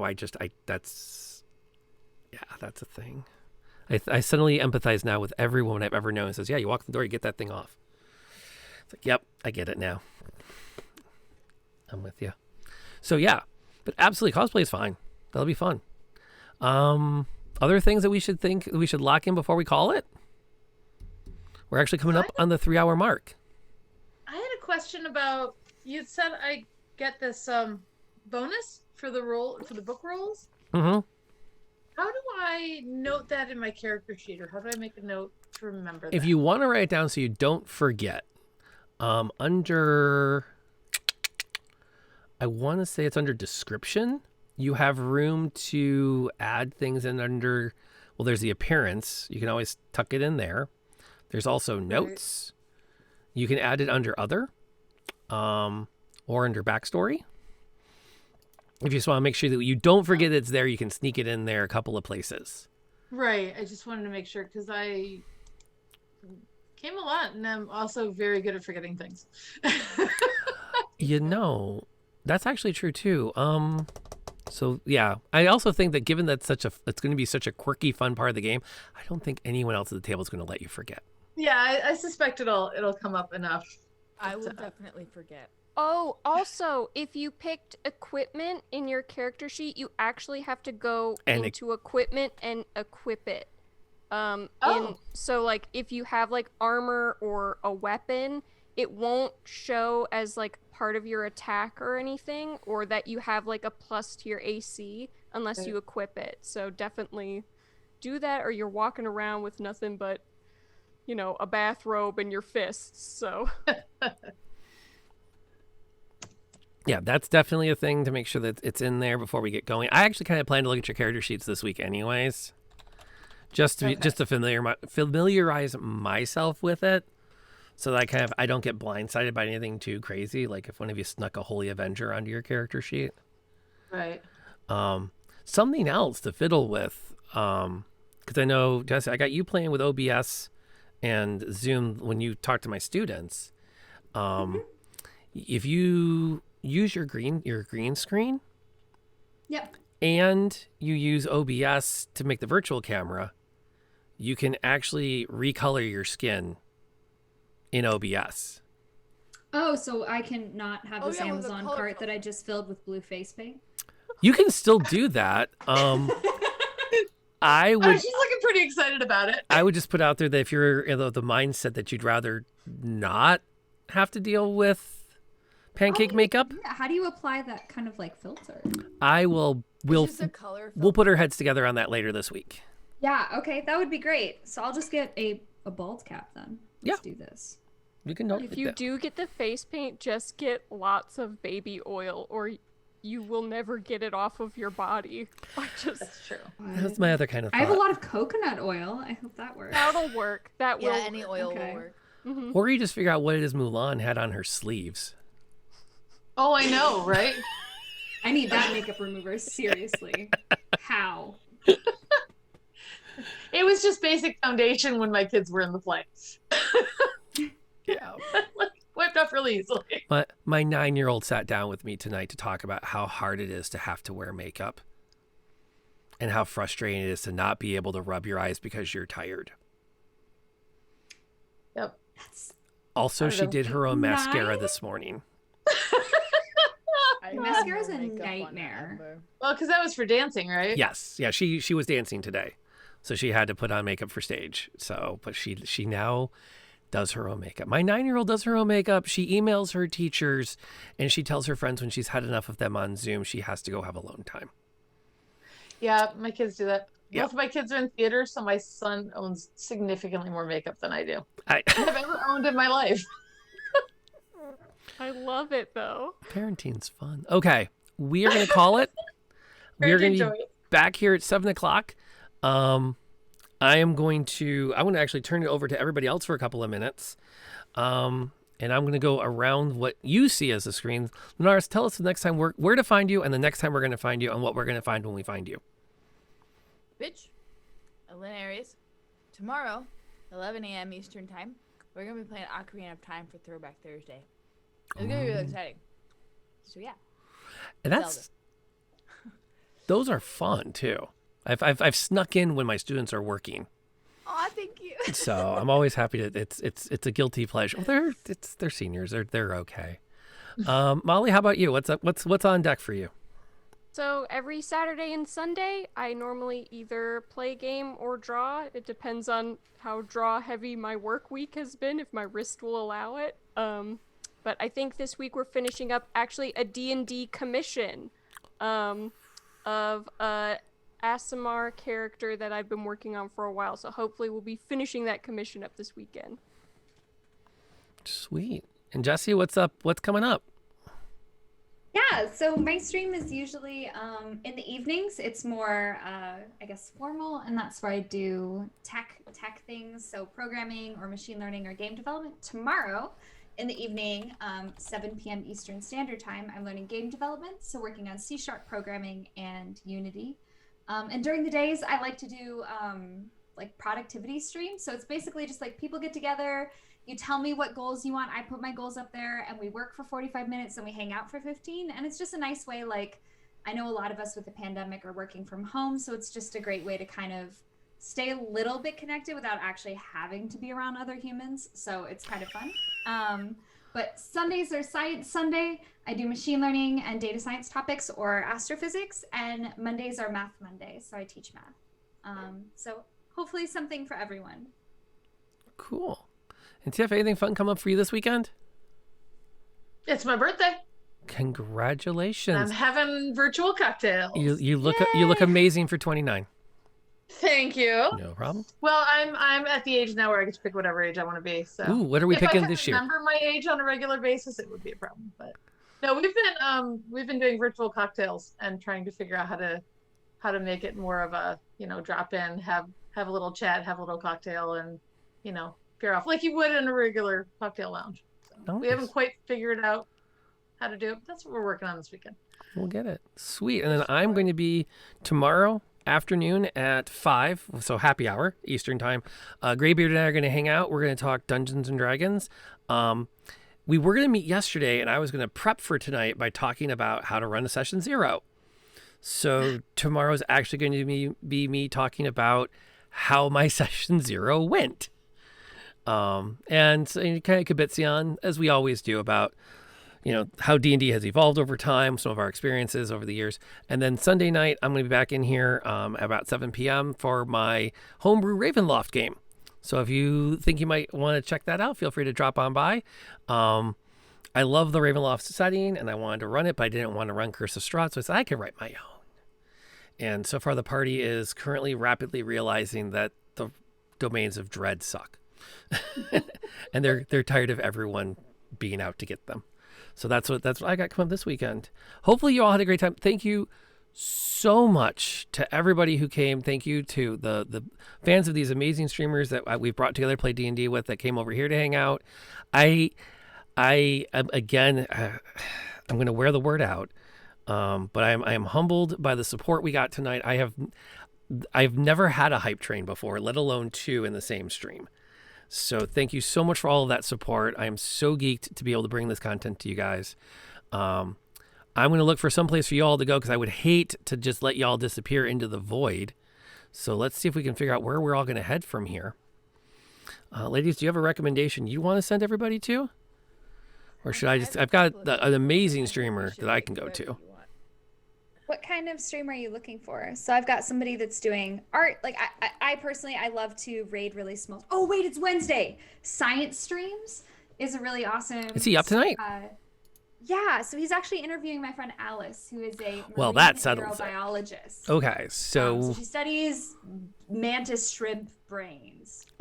That so cool. settles it. We are going to go hang out. We're going to go over there and chill with them. The Science Streams is an amazing gentleman. He is a middle school teacher that we are friends with. And he just does an amazing job getting people together to talk about science and education. Lots of good stuff over there. He's a great dude. So we're going to head there from here.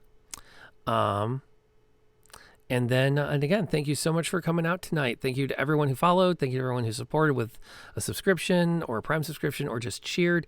The ladies are going to start the first game off with 84 Twists of Fate available to them.